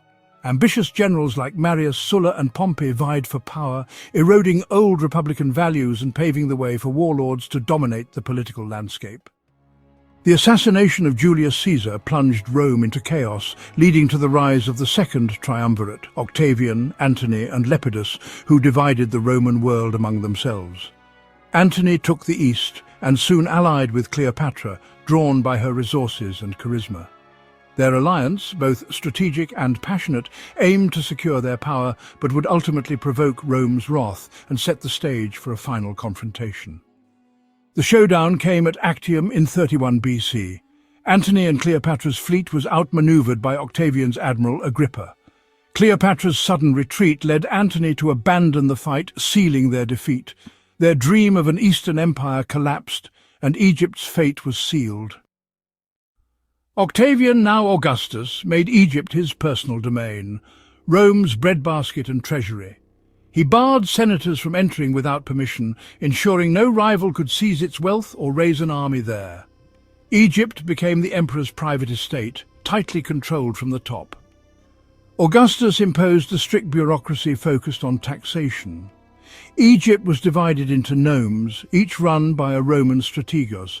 Local elites were co-opted for administration, bearing heavy burdens to meet tax quotas. This system maximized revenue for Rome, often at great cost to Egyptians. Alexandria, once a royal capital, became a provincial seat under Rome. Still a vital trade hub, it was denied self-governance, fueling resentment among its Greek elite. Only centuries later did the city gain a council, reflecting Rome's deep mistrust of its volatile population.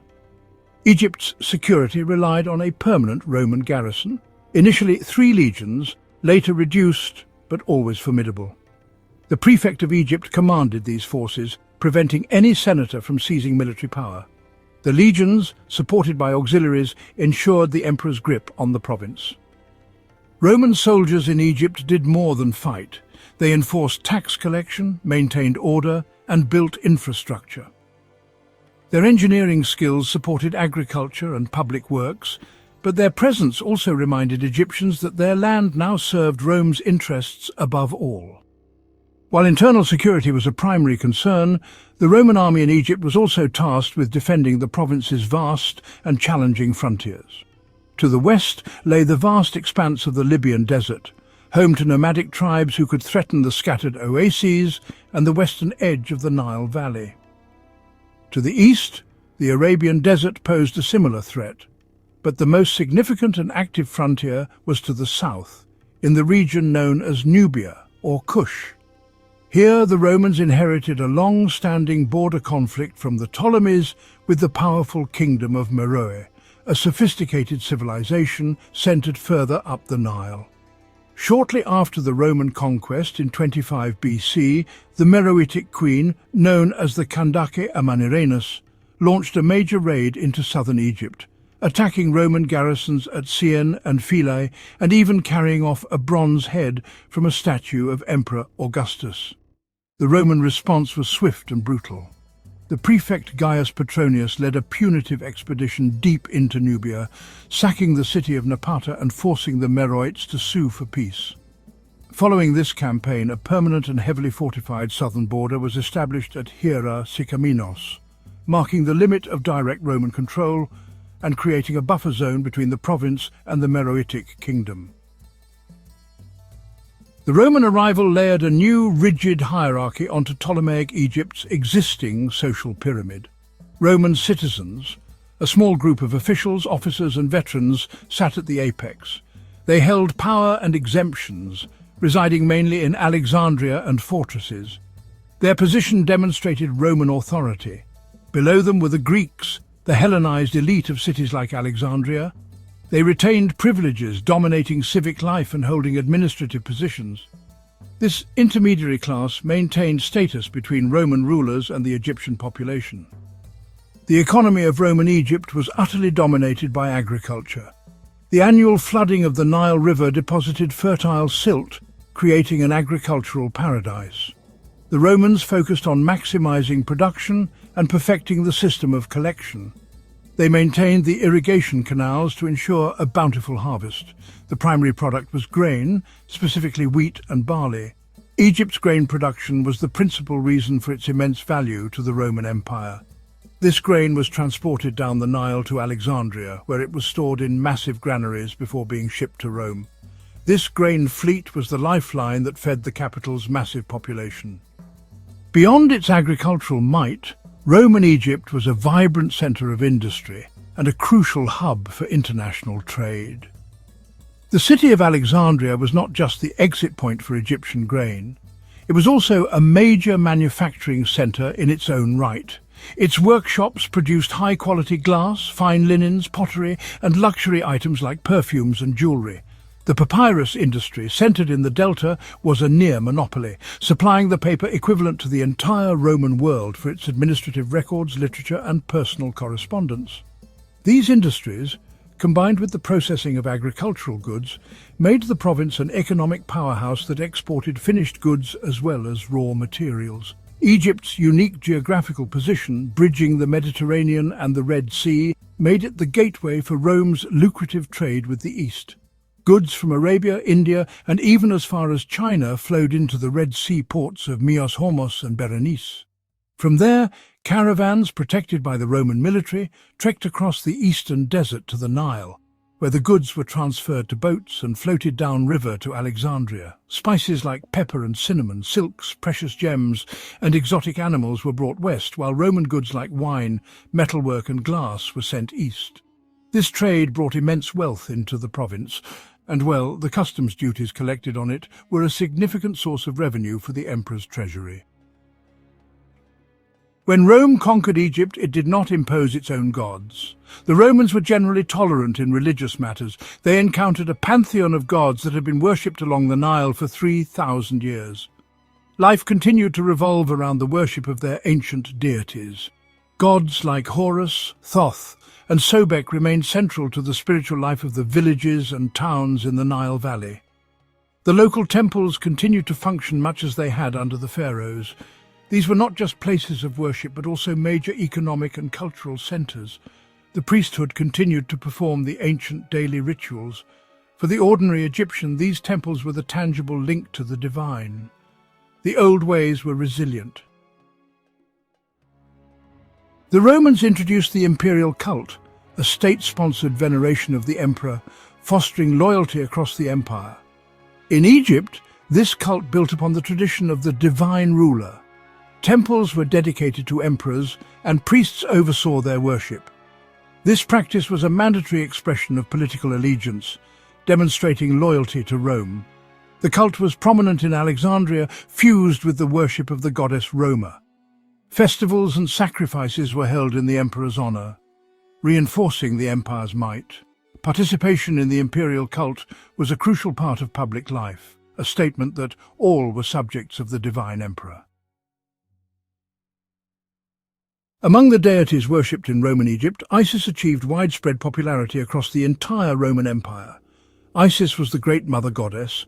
Under the Romans, her cult became a major international religion. She was seen as a universal savior, a compassionate mother who offered her followers protection and rebirth. Her cult was a mystery religion, meaning its central rituals were revealed only to initiates. Temples to Isis, known as Iseums, sprang up in port cities and urban centers. Her iconography, the goddess nursing her infant son, became one of the most recognizable religious images of the age. The Roman conquest of Egypt did not bring an end to the grand tradition of temple building that had defined the landscape of the Nile Valley for millennia. Instead, the early Roman emperors, particularly those of the Julio-Claudian and Flavian dynasties, embraced this tradition as a powerful tool of statecraft. They continued the practice of the Ptolemaic kings before them, funding the construction and completion of magnificent temples dedicated to the ancient Egyptian gods. This architectural patronage served a crucial political purpose. By acting as pious pharaohs, Roman emperors legitimized their rule in the eyes of the Egyptian people and the influential native priesthood, seamlessly inserting themselves into a 3,000-year-old lineage of divine kingship and cosmic stewardship. These temples were built in a purely traditional Egyptian style, almost indistinguishable from those of the New Kingdom or Ptolemaic eras. They featured massive pylons, open-air courtyards, hyper-style halls with towering columns, and dimly lit inner sanctuaries. The walls were covered in intricate hieroglyphic inscriptions and detailed reliefs carved according to the ancient artistic canons. However, a closer look reveals the new reality of Roman power. Amidst the images of Horus, Isis and Amun-Ra, the figure of the Roman emperor appears, depicted in the full regalia of a pharaoh, wearing the double crown of Upper and Lower Egypt and making offerings to the gods, a visible statement of continuity and control. The Roman period witnessed the final flourishing of monumental Egyptian temple construction, a last great burst of architectural energy before the old religion began its slow decline. These structures stand today as some of the best-preserved temples in all of Egypt, precisely because they were the last to be built. The Temple of Horus at Edfu, though primarily a Ptolemaic construction, was finally completed under Roman rule. Its massive scale, perfect preservation, and the completeness of its inscriptions provide an unparalleled window into the religious and architectural world that the Romans inherited and, for a time, chose to sustain.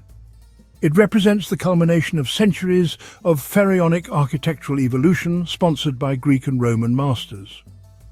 Further south, near the traditional border of Egypt and Nubia, lies the island of Philae, a sacred site dedicated to the goddess Isis. The Romans added significantly to the existing temple complex, which became one of the most important pilgrimage centers in the entire empire. The Kiosk of Trajan, an elegant and unfinished pavilion with towering floral columns, remains one of the most iconic images of Roman Egypt.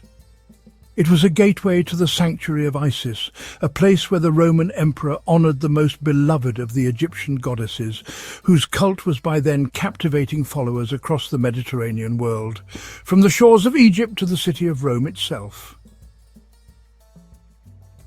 The first centuries of Roman rule in Egypt were characterized by stability and systematic exploitation. Following the chaos of the late Ptolemaic era, the Pax Romana brought an end to conflict. The province settled into a rhythm, governed by the emperor's prefect and legions. This peace allowed agriculture and trade to flourish. Augustus's administrative machinery ensured grain ships sailed on time and tax revenues flowed into the treasury, solidifying Egypt's role as the empire's economic bedrock. Cultural toleration allowed ancient religious traditions to continue. Temples were maintained with imperial funds, and emperors were depicted as pharaohs. The Roman tax system siphoned off the province's wealth, burdening the peasant farmers. The relative calm of the first 2 centuries came to an abrupt end in the 3rd century, a period known as the Crisis of the 3rd Century that shook the entire Roman Empire to its foundations. Decades of civil war, rapid turnover of emperors, rampant inflation, and barbarian invasions on the frontiers created widespread instability. Egypt was not immune to this chaos. The province suffered from military usurpations, economic disruption, and new external threats. The firm grip that the central government in Rome had held over the province began to weaken, and the carefully calibrated system of administration and exploitation started to break down under the immense pressure of the empire-wide crisis. One of the most significant threats came from the south and east. The Blemmyes, a nomadic people from the eastern desert, began to launch increasingly bold raids into the Nile Valley, threatening towns and disrupting trade routes. In the 260s, the short-lived Palmyrene Empire, based in Syria and led by the warrior Queen Zenobia, briefly seized control of Egypt, severing it from Roman authority.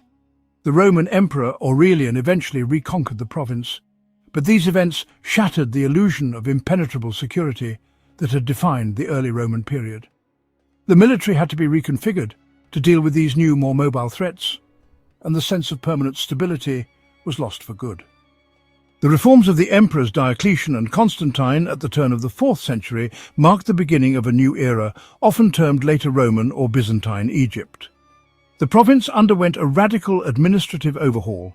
Egypt was divided into several smaller provinces, breaking its monolithic unity and bringing it more in line with the rest of the empire.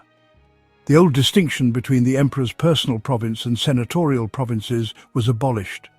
A new, more complex bureaucracy was put in place, and the military and civil commands were separated. This was a fundamental reshaping of the government, moving away from the Augustan model towards the structure of the later Byzantine state. The most profound transformation of this period was the rise of Christianity. After centuries of persecution, Emperor Constantine's conversion in the early 4th century made Christianity the favored religion of the empire. In Egypt, this shift was embraced with fervent enthusiasm. The church grew rapidly in wealth and power, developing a strong hierarchical structure under the authority of the powerful bishop or pope of Alexandria.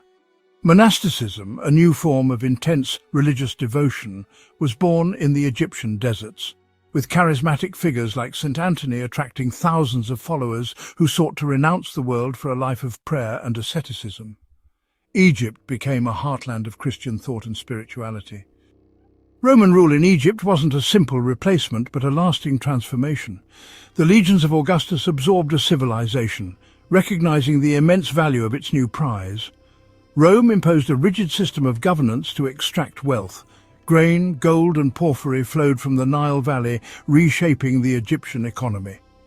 This new order was built upon military power. The Roman garrison enforced the peace, protected tax collectors, and engineered infrastructure. This brought stability, but it was dictated by a foreign master serving Rome's interests above all else. The story of Roman Egypt is not merely one of what Rome did to Egypt, but also of what Egypt gave to Rome. The influence flowed both ways, and the treasures that the empire received were not just material. The most immediate and tangible gift was, of course, the grain. The annual shipment from Alexandria was the lifeblood of the capital, the foundation of the emperor's ability to maintain social order and political power. But Egypt also gave the Roman world papyrus, the essential medium for communication, administration, and literature. It provided the empire with exquisite glass, fine linens, and the hard, beautiful stones that became the ultimate symbols of imperial luxury and permanence, shaping the very look and feel of the city of Rome. Beyond these material goods, Egypt exported its gods. The cults of Isis and Serapis, nurtured in the multicultural crucible of Hellenistic and Roman Egypt, became international phenomena. They offered a brand of personal, emotional, and salvific religion that proved immensely appealing across the vast and diverse empire. In a world often characterized by impersonal state cults, the mysteries of Isis provided a sense of community, divine compassion, and the promise of an afterlife. The spread of these Egyptian cults throughout the Mediterranean prepared the Roman mind for new religious ideas from the East, creating a spiritual landscape in which another faith, Christianity, would eventually find purchase and flourish. The 7 centuries of Roman dominion mark a pivotal bridge in Egypt's narrative. This era signals the definitive end of the pharaonic world, a civilization that had endured for 3 millennia. The Roman conquest integrated the Nile Valley into the Mediterranean world. Yet even as ancient traditions faded, new forms of expression emerged, none more evocative than the haunting Fayum portraits. Painted nearly 2,000 years ago, the Fayum portraits are among the most vivid and personal relics of Roman Egypt. Created between the 1st and 3rd centuries AD, these lifelike images adorned the faces of mummified bodies, bridging the worlds of the living and the dead. They are found mostly in the Fayum region, west of the Nile, but their influence spread across the land. The artists who crafted these portraits used the encaustic technique, mixing coloured pigments with hot beeswax and applying them to wooden panels. This method allowed for remarkable depth, luminosity and durability. The result? Eyes that seem to gaze across centuries, skin tones that glow with life, and expressions that capture individuality and emotion. The wooden panels, often made from native sycamore or imported cedar, were carefully prepared. Artists layered rich colours, reds, ochres and deep blacks, using fine brushes and heated tools. Gold leaf sometimes adorned jewellery or clothing, highlighting the status of the deceased. Each portrait was unique, a testament to the sitter's identity, wealth and aspirations. The people depicted in the Fayum portraits were a blend of cultures, Egyptian, Greek, Roman and others, reflecting the cosmopolitan world of Roman Egypt. Their hairstyles, clothing and jewellery reveal shifting fashions and social status. Some wear traditional Egyptian amulets, while others display Roman togas or Greek-style tunics. The portraits capture a society in transition where ancient beliefs mingled with new customs. These images were not mere decorations. They served a profound funerary purpose, attached to the mummified bodies and placed in tombs. The portraits were meant to preserve the memory and presence of the deceased, ensuring recognition in the afterlife. They are a poignant fusion of Egyptian spiritual tradition and Greco-Roman realism. Archaeologists have uncovered hundreds of these portraits, often remarkably well preserved by the dry desert sands. Each discovery is a moment of connection, a face from antiquity meeting the gaze of the modern world. Today, the Fayum portraits are displayed in museums across the globe, celebrated for their artistry and humanity. Art historians regard the Fayum portraits as the earliest true-to-life painted portraits in history. Their influence echoes through the centuries, inspiring later traditions of portraiture in both East and West. They remind us that beneath the trappings of empire and the passage of time, the desire to be remembered, to be seen, remains universal. The language of administration shifted and hieroglyphics slowly faded. The Roman period represents a profound break with the past, a closing of the door on ancient Egypt. The ruins of Roman fortresses stand in the desert. Temples completed under Roman patronage are preserved in detail. But in the Fayum portraits, the faces of a lost world endure, silent, watchful and alive. The Fayum mummy portraits reveal the faces of the multicultural elite, a symbol of cultural fusion. In their gaze we glimpse the enduring echoes of a world transformed, where Egypt's ancient soul met the new realities of Rome, and where art became a bridge across time.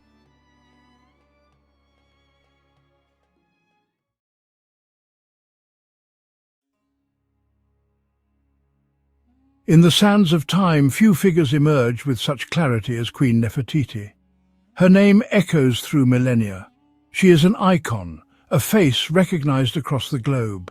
Her image, captured in a breathtaking bust, has become synonymous with ancient Egypt. It speaks of refined beauty and regal poise. This is the story of a ruler at the heart of a revolutionary era during the 18th dynasty. She was more than just the wife of a pharaoh, she was his partner. Together, she and Akhenaten challenged their society, embarking on a cultural and religious revolution. Her life is a tapestry woven with threads of power, love, political intrigue and deep mystery. To understand Nefertiti is to journey back to a world on the brink of transformation. Nefertiti's life is a captivating mystery. Her origins are debated by historians and archaeologists. She appeared as the great royal wife of Pharaoh Akhenaten. Was she a foreign princess or an Egyptian noblewoman? Records are silent. As queen, she wielded unprecedented influence, depicted in powerful positions. This signaled her unique status in the new religious and political order. She vanished abruptly from the historical record. What happened to her? This silence fuels speculation, leaving us to wonder about her final act. To truly understand Nefertiti, we must embark on a journey back in time. We will travel to the heart of the 18th dynasty, an era of opulence and empire building that created the perfect stage for her rise. We will explore the world she was born into, a land governed by a complex pantheon of gods and a powerful priesthood that had held sway for centuries. It was a world of rigid tradition and divine order, a structure that Nefertiti and her husband were destined to challenge in the most dramatic fashion imaginable, setting in motion a revolution that would change Egypt forever. Our story will follow her marriage to the young pharaoh, Akhenaten, a visionary and a heretic. Together, they turned their backs on the ancient gods of Thebes. They championed a new faith, Atenism, which worshipped a single universal deity, the Aten, represented as the life-giving disk of the sun. We will witness the creation of a new capital city, Akhetaten, the horizon of the Aten built from scratch in the desert. Here, in this grand experiment, Nefertiti was not just a queen, she was a high priestess, a divine intermediary between the Aten and humanity, alongside her husband. We will delve into the contentious debate surrounding her later years. Did Nefertiti rule Egypt in her own right after her husband's death? We will examine the evidence for a female pharaoh known as Neferuaten, who reigned briefly before the famous boy king, Tutankhamun, took the throne. Could this mysterious ruler have been Nefertiti, adopting a new name to legitimize her reign as king? This is one of the most hotly contested issues in modern Egyptology, a puzzle that, if solved, could rewrite our understanding of royal succession and female power in the ancient world. Finally, we will explore her enduring legacy. From the search for her lost tomb to the ongoing scientific quest to identify her mummy, the story of Nefertiti is far from over. She has become a timeless symbol of beauty, power, and female strength, an ancient queen whose influence resonates powerfully in our modern world. Join us as we uncover the story of her life, separate fact from fiction, and attempt to solve the enduring mysteries surrounding Nefertiti, the beautiful one, the Queen of the Nile, and perhaps the female pharaoh of Egypt. To understand Nefertiti, we must first understand her world. Nefertiti was born into the 18th dynasty of Egypt, the New Kingdom. This was an empire at the absolute peak of its power and influence. Warrior pharaohs had expanded Egypt's borders, creating a vast dominion. This was an age of unprecedented prosperity, where immense wealth flowed into the royal coffers. The society Nefertiti entered was one of supreme confidence and stability, built upon centuries of tradition and a deeply ingrained religious system. A vast pantheon of gods and goddesses governed every aspect of daily life. The priests wielded enormous political and economic power. Their influence was second only to that of the pharaoh himself. Nefertiti's future husband was the son of Pharaoh Amenhotep III. The reign of Amenhotep III represented the zenith of this golden age. His court was the most opulent in the world. He commissioned magnificent temples. This was the glittering world that Nefertiti was destined to enter and ultimately to help overturn. This was a world defined by Ma'at, the divine principle of order. The pharaoh's primary duty was to uphold Ma'at. The art and architecture were all designed to reflect this perfect order. It was into this civilization that Nefertiti arrived, a woman whose destiny was intertwined with a man who would soon decide that a radical new vision was required for Egypt. Around 1353 BC, Nefertiti became the great royal wife of Pharaoh Amenhotep IV, placing her at the center of Egyptian power. As queen, she was an essential partner in the divine kingship. From the beginning, it was clear this would be a powerful partnership. Inscriptions emphasized the Aten, represented as a solar disk. Nefertiti and Amenhotep IV had 6 daughters. Amenhotep IV and Nefertiti made their family life a central theme. This public display of affection presented the royal family as the sole conduit to the divine. Nefertiti was the female principle of the divine, balancing her husband. She is depicted at nearly the same scale as her husband, a clear visual statement of her elevated status. Around his 5th year, the pharaoh took a radical step. He changed his name from Amenhotep to Akhenaten, declaring war on the old religious order.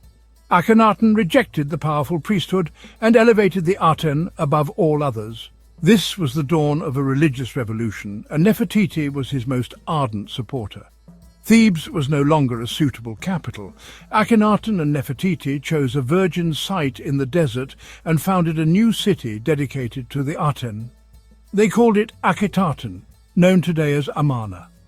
With the new city came a revolutionary new art style characterized by naturalism and emotional expression. Nefertiti, with her famous beauty, became the chief subject of this new aesthetic. In the City of the Sun, Nefertiti stood side by side with her husband, two living gods on earth. At the heart of this revolution stood Akhenaten, a visionary, and to the old guard, a dangerous heretic. He believed the universe was governed by the Aten, a radical departure from Egypt's complex pantheon. He was attempting to erase all the other gods. By his side stood Nefertiti, his great royal wife, a true believer in this disruptive project. She's shown as a leading figure in the new cult, a powerful force in her own right. Together they presented themselves as the sole intermediaries between humanity and the Aten. By challenging the old gods, they were directly challenging the powerful priesthood of Amun-Ra. It was a high-stakes gamble that would set in motion a chain of events that would define their reign and their legacy.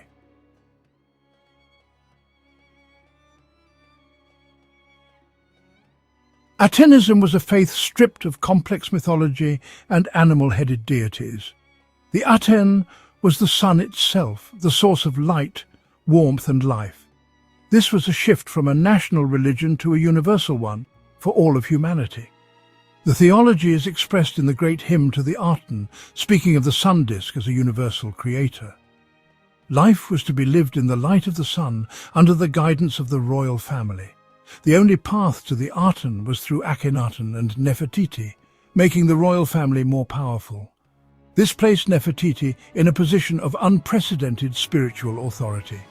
Families were encouraged to worship the royal family at small domestic shrines. The love between Akhenaten and Nefertiti became the metaphor for the Aten's love for its creation.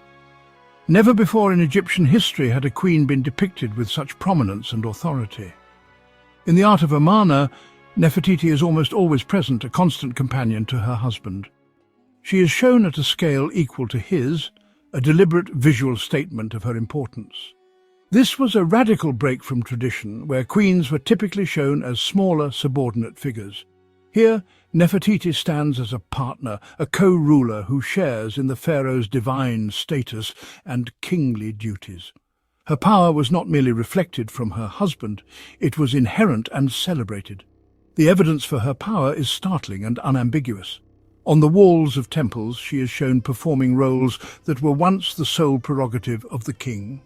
Most remarkably, there are depictions of Nefertiti smiting the enemies of Egypt, a classic pharaonic pose symbolizing the triumph of order over chaos. To see a queen adopting this powerful, violent imagery was revolutionary. It suggests that her role was not confined to the religious sphere, but extended into the political and military authority of the state. She was not just a priestess, she was a ruler, embodying the power of the throne itself. Her titles and epithets further underscore her unique position. She was called Lady of the Two Lands, a title usually associated with the king and mistress of Upper and Lower Egypt. In the new city of Akhetaten, she had her own large palace and a sunshade temple, known as the Maru Aten, dedicated to her. It seems she was worshipped there, alongside her husband and the Aten. Inscriptions reveal that she was seen as the sweet-voiced counterpart to Akhenaten, whose soothing presence calmed the god and brought blessings upon the land. She was an active and essential component of the new world order. Furthermore, Nefertiti's role as the mother of 6 daughters was central to the state ideology. The succession of the dynasty depended on her children. Her daughters, particularly the eldest, Meritaten and Ankhesenaten, were also given prominent roles in court life and religious ritual. This focus on the female line was another unusual aspect of the Amarna period. It created a powerful matriarchal presence at the heart of the royal court, with Nefertiti as its head. Her influence was woven into the very fabric of the political, religious and family life of the Amarna revolution. To house their revolution, they built Akhetaten, the horizon of the Aten, in the empty desert. Unlike cramped cities like Thebes, Akhetaten was open with temples designed to let the sunlight pour in. Everything about the city was designed to serve the Aten. The city contained everything needed for the Egyptian state to function, from palaces to workshops. For a brief period, Akhetaten was the vibrant heart of the Egyptian empire. Each day, Akhenaten and Nefertiti would process along the royal road to perform rituals to the Aten. But this perfect city was built on a fragile foundation, dependent on Akhenaten and Nefertiti. While the sun shone on Akhetaten, shadows were gathering. The city of the sun disk was destined to have a short, tragic history. For years, Nefertiti stood at the pinnacle of power, her image inscribed across Amarna. Then something changes. The vibrant queen begins to fade from the historical record. What caused this sudden disappearance? The simplest explanation: Nefertiti had died, perhaps a victim of plague.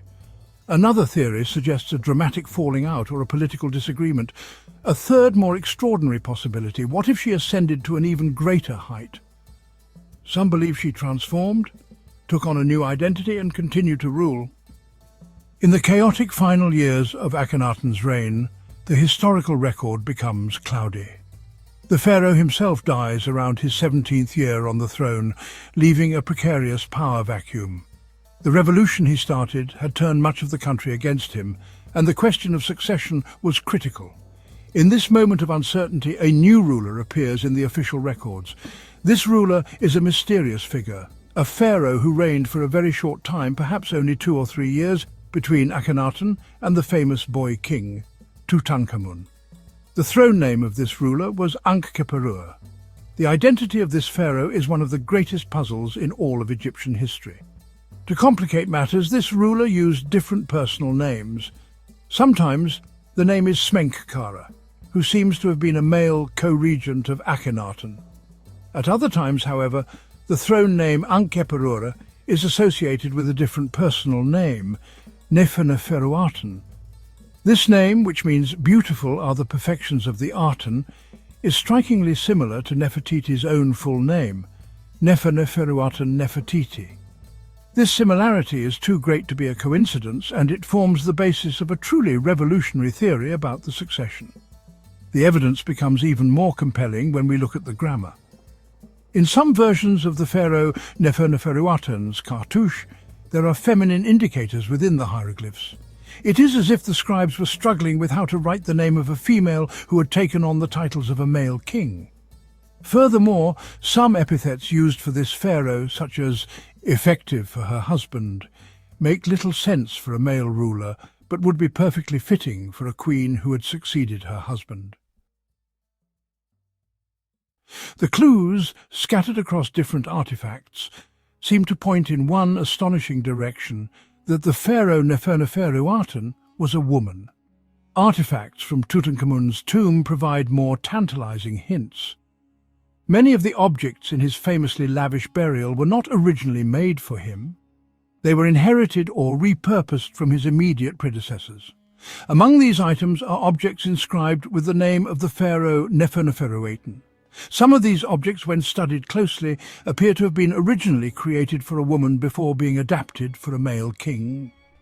All of these tangled threads, the similar name, the feminine grammar, the repurposed objects, lead us to one primary and very famous suspect for the identity of this mysterious female pharaoh. Could Queen Nefertiti and the enigmatic pharaoh Nefer-Neferuaten be the same person? Some scholars believe so.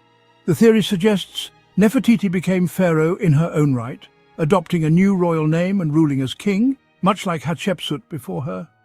This would explain her sudden disappearance as queen and the feminine traces in Nefer-Neferuaten's titles.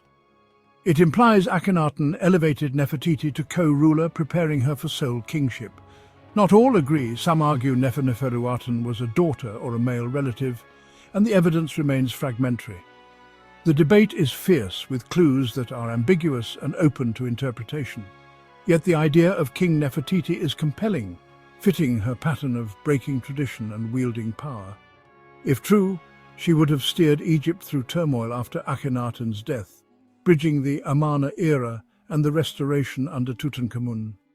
This would make her not just a legendary queen, but one of history's most remarkable female rulers. Nefertiti's possible reign as pharaoh remains one of Egypt's greatest mysteries. Whoever ruled after Akhenaten, their reign was brief and marked by dramatic change. Amarna's religious revolution faltered, and the old priesthood waited to reclaim power. Foreign policy suffered, and Akhenaten's death left his vision vulnerable. The new pharaoh, possibly Nefer-Neferuaten, began reconciling with the old guard and priesthood. The court abandoned Amarna, returning to Thebes, a clear admission of failure.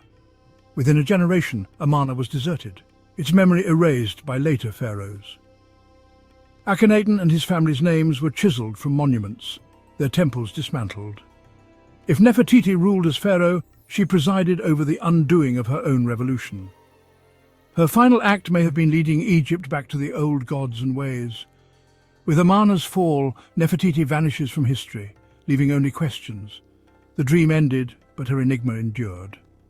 After Amarna's fall, Nefertiti's fate is lost to history. No records reveal her end or burial. Her tomb remains undiscovered. Archaeologists have searched from Amarna to the Valley of the Kings, hoping for a clue. Theories abound. Did she die as queen or as pharaoh, and was her tomb destroyed or hidden? The Amarna legacy's erasure means any trace of her was a target for destruction. No funerary objects or tombs bear her name as a deceased queen. For such a prominent figure to vanish so completely is extraordinary. The search continues, using science and re-examined finds, hoping to find Nefertiti, perhaps under another name, or none at all. Her disappearance remains one of Egyptology's most tantalizing mysteries. The hunt for Nefertiti often centers on unidentified royal mummies. In 1898, Victor Loret found 3 anonymous mummies in KV 35. One, the younger lady, was once thought to be Nefertiti. DNA tests revealed she was Akhenaten's sister and Tutankhamun's mother, ruling out Nefertiti. Another lead, 2 unidentified women in KV-21, one possibly Tutankhamun's wife and Nefertiti's daughter. Identifying her daughter could help extrapolate Nefertiti's DNA, offering a new path. Science is complex, but hope remains. In 2015, Nicholas Reeves proposed that Tutankhamun's tomb hides a sealed chamber, possibly Nefertiti's intact tomb. Radar scans have been inconclusive, but the theory persists. Nefertiti may lie just beyond a wall, waiting to be found. The search for her remains is as alive as ever. Nefertiti's legacy endures, even as her fate remains unknown. Her iconic bust is one of the world's most recognized images, symbolizing beauty, power, and grace. She's become a global icon and a symbol of female empowerment. Nefertiti held real authority, possibly even ruling as pharaoh. Her story is celebrated as that of a trailblazer who shaped her own destiny. The mystery of her end only adds to her allure. Each new theory keeps her story alive and evolving. Nefertiti's life was one of transformation. Queen, possible pharaoh, and enduring legend. Her name means the beautiful one has come, and her legacy shines as brightly as ever. She remains a powerful, mysterious queen whose story continues to inspire. We began with the image of a queen whose beauty captivated the world. But Nefertiti was far more. She was a woman of power, substance, and revolutionary spirit. As great royal wife, she was an active partner in reshaping Egypt. Her influence is clear in art and history, depicting her as her husband's equal. The theory that she became Pharaoh Nefer-Neferuaten adds a dramatic climax to her story. If true, she joined the rare ranks of female kings, guiding Egypt through upheaval. Whether as queen or pharaoh, her significance is undeniable. Nefertiti's journey from revolutionary queen to enduring icon proves her legacy is as timeless as her famous image. Her story continues to fascinate and inspire, echoing through history. Nefertiti's legacy is linked to the revolution she and Akhenaten championed. The Amarna period was ultimately a failure. The dream of a world united in worship could not survive its founders. Akhenaten was abandoned, the old gods were restored, and a campaign was launched to erase the memory of the heretic king and his family. For centuries this campaign was successful, yet a legacy cannot be so easily erased. The very act of attempting to destroy it created a mystery. The dismantled temple blocks allowed for the painstaking reconstruction of the world of Amarna.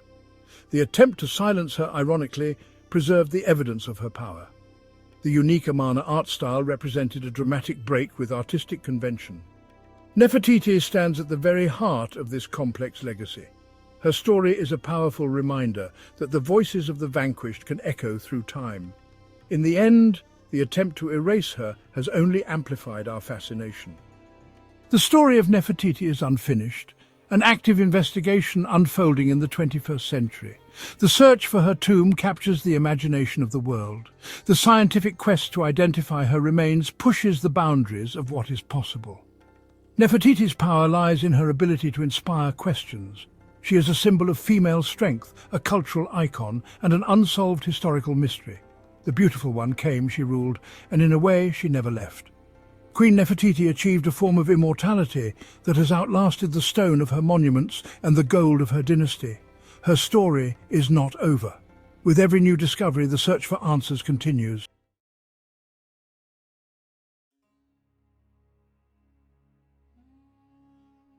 The ancient world is filled with mysteries, lost cities, vanished civilizations, secrets buried beneath the sands of time, but few mysteries capture the imagination like the undiscovered tomb of Cleopatra, the last pharaoh of Egypt. Her story is one of power, love and tragedy, a story that continues to fascinate us centuries later.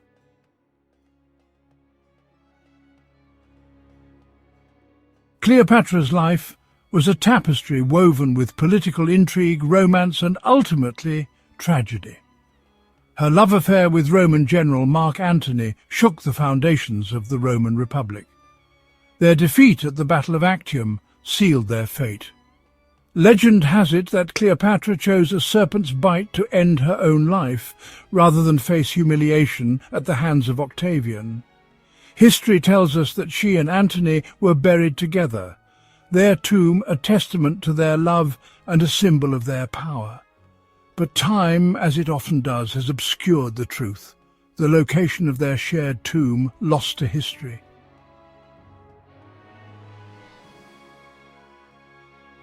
Historians and archaeologists believe that Cleopatra's tomb lies hidden somewhere beneath the bustling streets of modern Alexandria. In Cleopatra's time, this city was a beacon of culture and knowledge, a grand metropolis that rivaled even Rome in its splendor.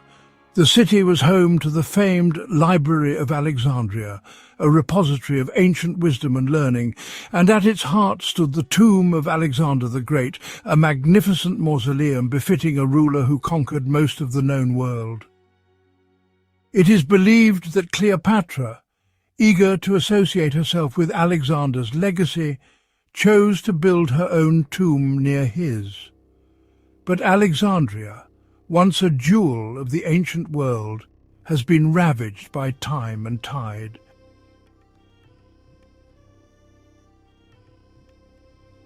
Earthquakes, rising sea levels, and the relentless march of urban development have all but erased Cleopatra's Alexandria from the face of the earth.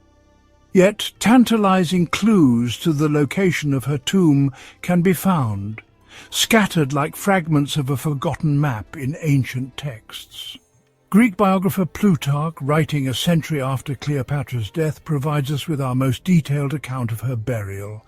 He describes a magnificent tomb adorned with gold and precious stones, located near a temple dedicated to the goddess Isis. This temple, Plutarch tells us, was situated near the royal palace, facing the sea. While these descriptions offer a starting point, the sands of time have shifted, making it difficult to pinpoint the exact location described by Plutarch.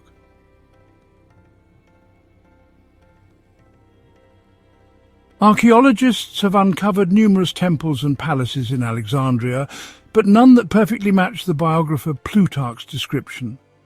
The search is further complicated by the fact that part of the ancient coastline of Alexandria is now submerged beneath the Mediterranean Sea. It's likely that the temple of Isis, and perhaps even Cleopatra's tomb itself, now lie buried beneath the waves. Despite these challenges, the search for Cleopatra's tomb continues. In recent years, archaeologists have made promising discoveries in the waters off the coast of Alexandria. Sunken ruins, possibly belonging to the royal quarter, have been unearthed, offering a glimmer of hope that Cleopatra's final resting place may one day be found.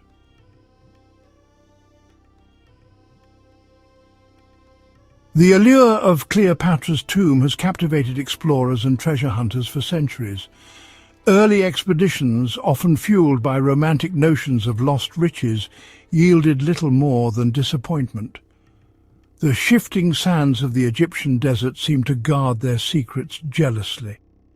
One of the earliest documented searches was undertaken in the 19th century by Italian explorer Giovanni Battista Belzoni. Belzoni, known for his daring exploits and impressive discoveries, was convinced that he could locate Cleopatra's tomb.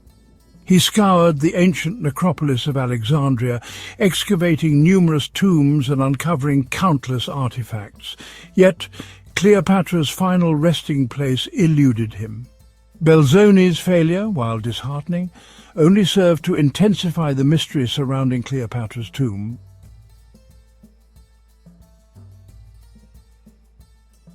Advancements in underwater archaeology opened new avenues for exploration. Archaeologists explored the submerged ruins of Alexandria, discovering the famed Lighthouse of Alexandria. These finds confirmed that a significant portion of ancient Alexandria lay beneath the waves. This had profound implications for the search for Cleopatra's tomb. If Plutarch's account was accurate, the tomb was likely submerged as well.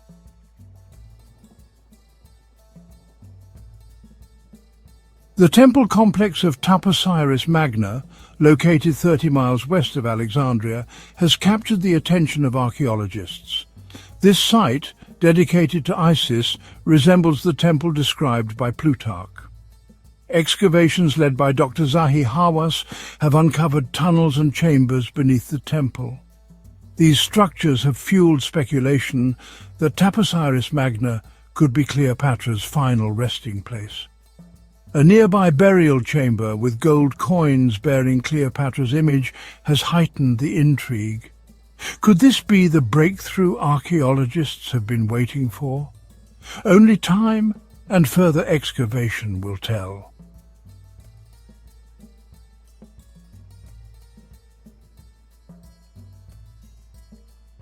The discovery of Cleopatra's tomb would be a momentous event, sending ripples of excitement through the world of archaeology and capturing the imaginations of history enthusiasts worldwide. Speculation abounds regarding what treasures might lie hidden within this lost mausoleum. Cleopatra, known for her opulent lifestyle and love of luxury, would have undoubtedly been laid to rest surrounded by objects befitting her status as the last pharaoh of Egypt. Her tomb might contain a dazzling array of jewellery, from intricate gold necklaces adorned with precious stones to elaborate headdresses symbolising her power and divinity. Imagine the sparkle of emeralds, the deep red glow of rubies, and the cool brilliance of sapphires, all crafted into exquisite pieces fit for a queen.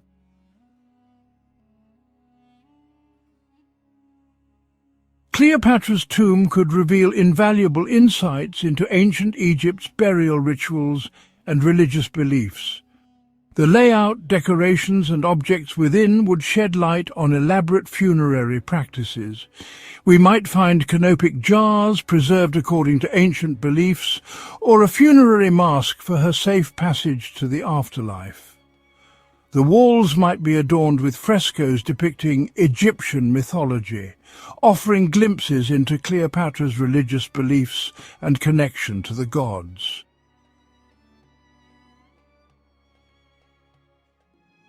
One tantalizing possibility is discovering written records within the tomb. Cleopatra might have left scrolls detailing her reign, leadership, or her relationship with Mark Antony. Such a discovery would offer an unprecedented glimpse into her mind. Imagine deciphering these texts, hearing Cleopatra's voice echo through the centuries. Her tomb would unveil artifacts and unlock historical knowledge, changing our understanding of Cleopatra.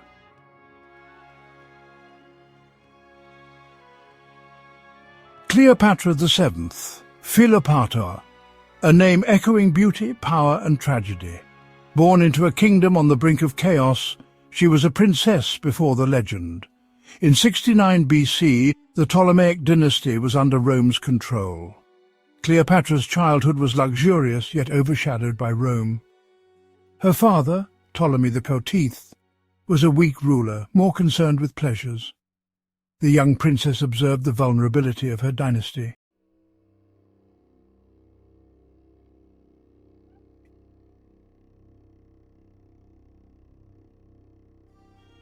Despite turmoil, Cleopatra received an exceptional education. The royal court in Alexandria attracted scholars, philosophers, and artists. Fluent in multiple languages, Cleopatra immersed herself in this intellectual haven. She spent countless hours in the Royal Library of Alexandria, studying various subjects. Engaging in debates, she conversed with learned men and women. This foundation shaped her into a shrewd strategist and captivating orator.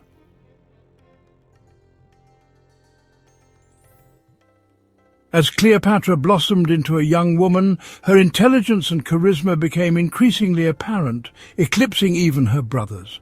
Within the confines of the royal palace, whispers of rebellion began to circulate.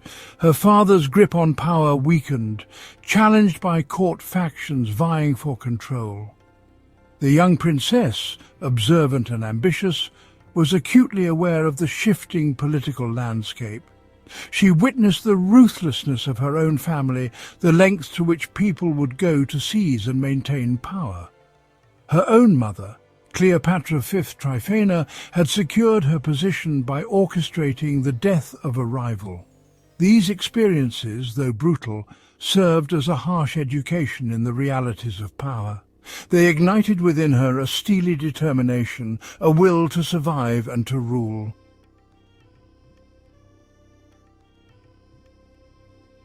At 18, Cleopatra ascended Egypt's throne, her destiny intertwined with her crumbling kingdom. Her reign began as a fragile alliance with her brother Ptolemy the Fertite. Cleopatra, a woman of intellect and ambition, craved true power. She envisioned a resurgence of Egypt's former glory. Her intelligence and charisma were her weapons against Roman domination. Cleopatra balanced power, appeasing Rome while reclaiming Egypt's autonomy. Her early years on the throne were a display of political acumen.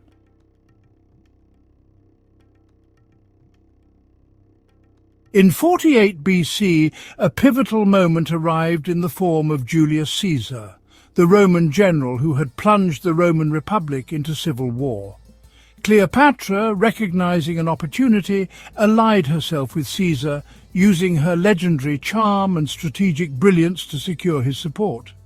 Their alliance, both political and romantic, sent shockwaves through the ancient world. Caesar, captivated by Cleopatra's intellect and ambition, recognized her value as an ally in the volatile world of Roman politics. Their relationship, cemented by the birth of their son Caesarion, solidified Cleopatra's hold on power and offered Egypt a brief respite from Roman encroachment. But their alliance, built on ambition and mutual benefit, was a dangerous game.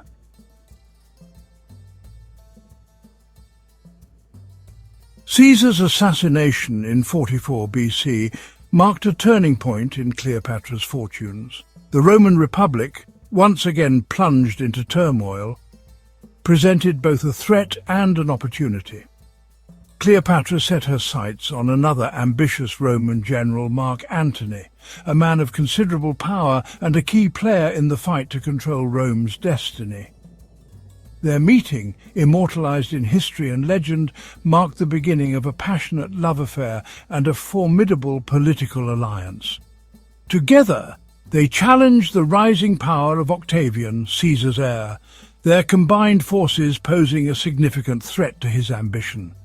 Yet, their alliance, built on a foundation of passion and defiance, would ultimately prove to be their undoing.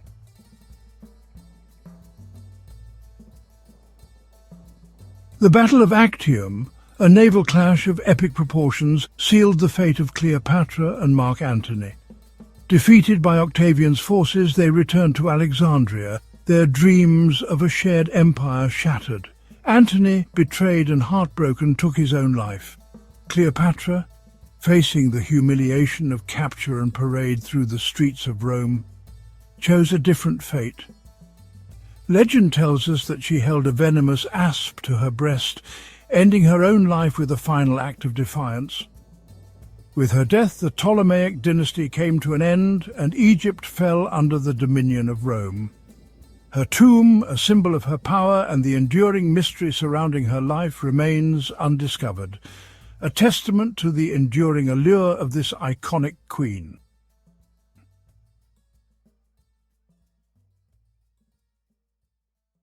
The sands of time have swallowed many secrets, but few hold the allure of Cleopatra's lost tomb. If discovered, it promises a glimpse into a pivotal moment in history, the fall of a dynasty and the dawn of a new era. The treasures it may hold, the stories it could tell, have the power to reshape our understanding of this iconic queen and the world she inhabited. Will we ever unlock the secrets of Cleopatra's final resting place?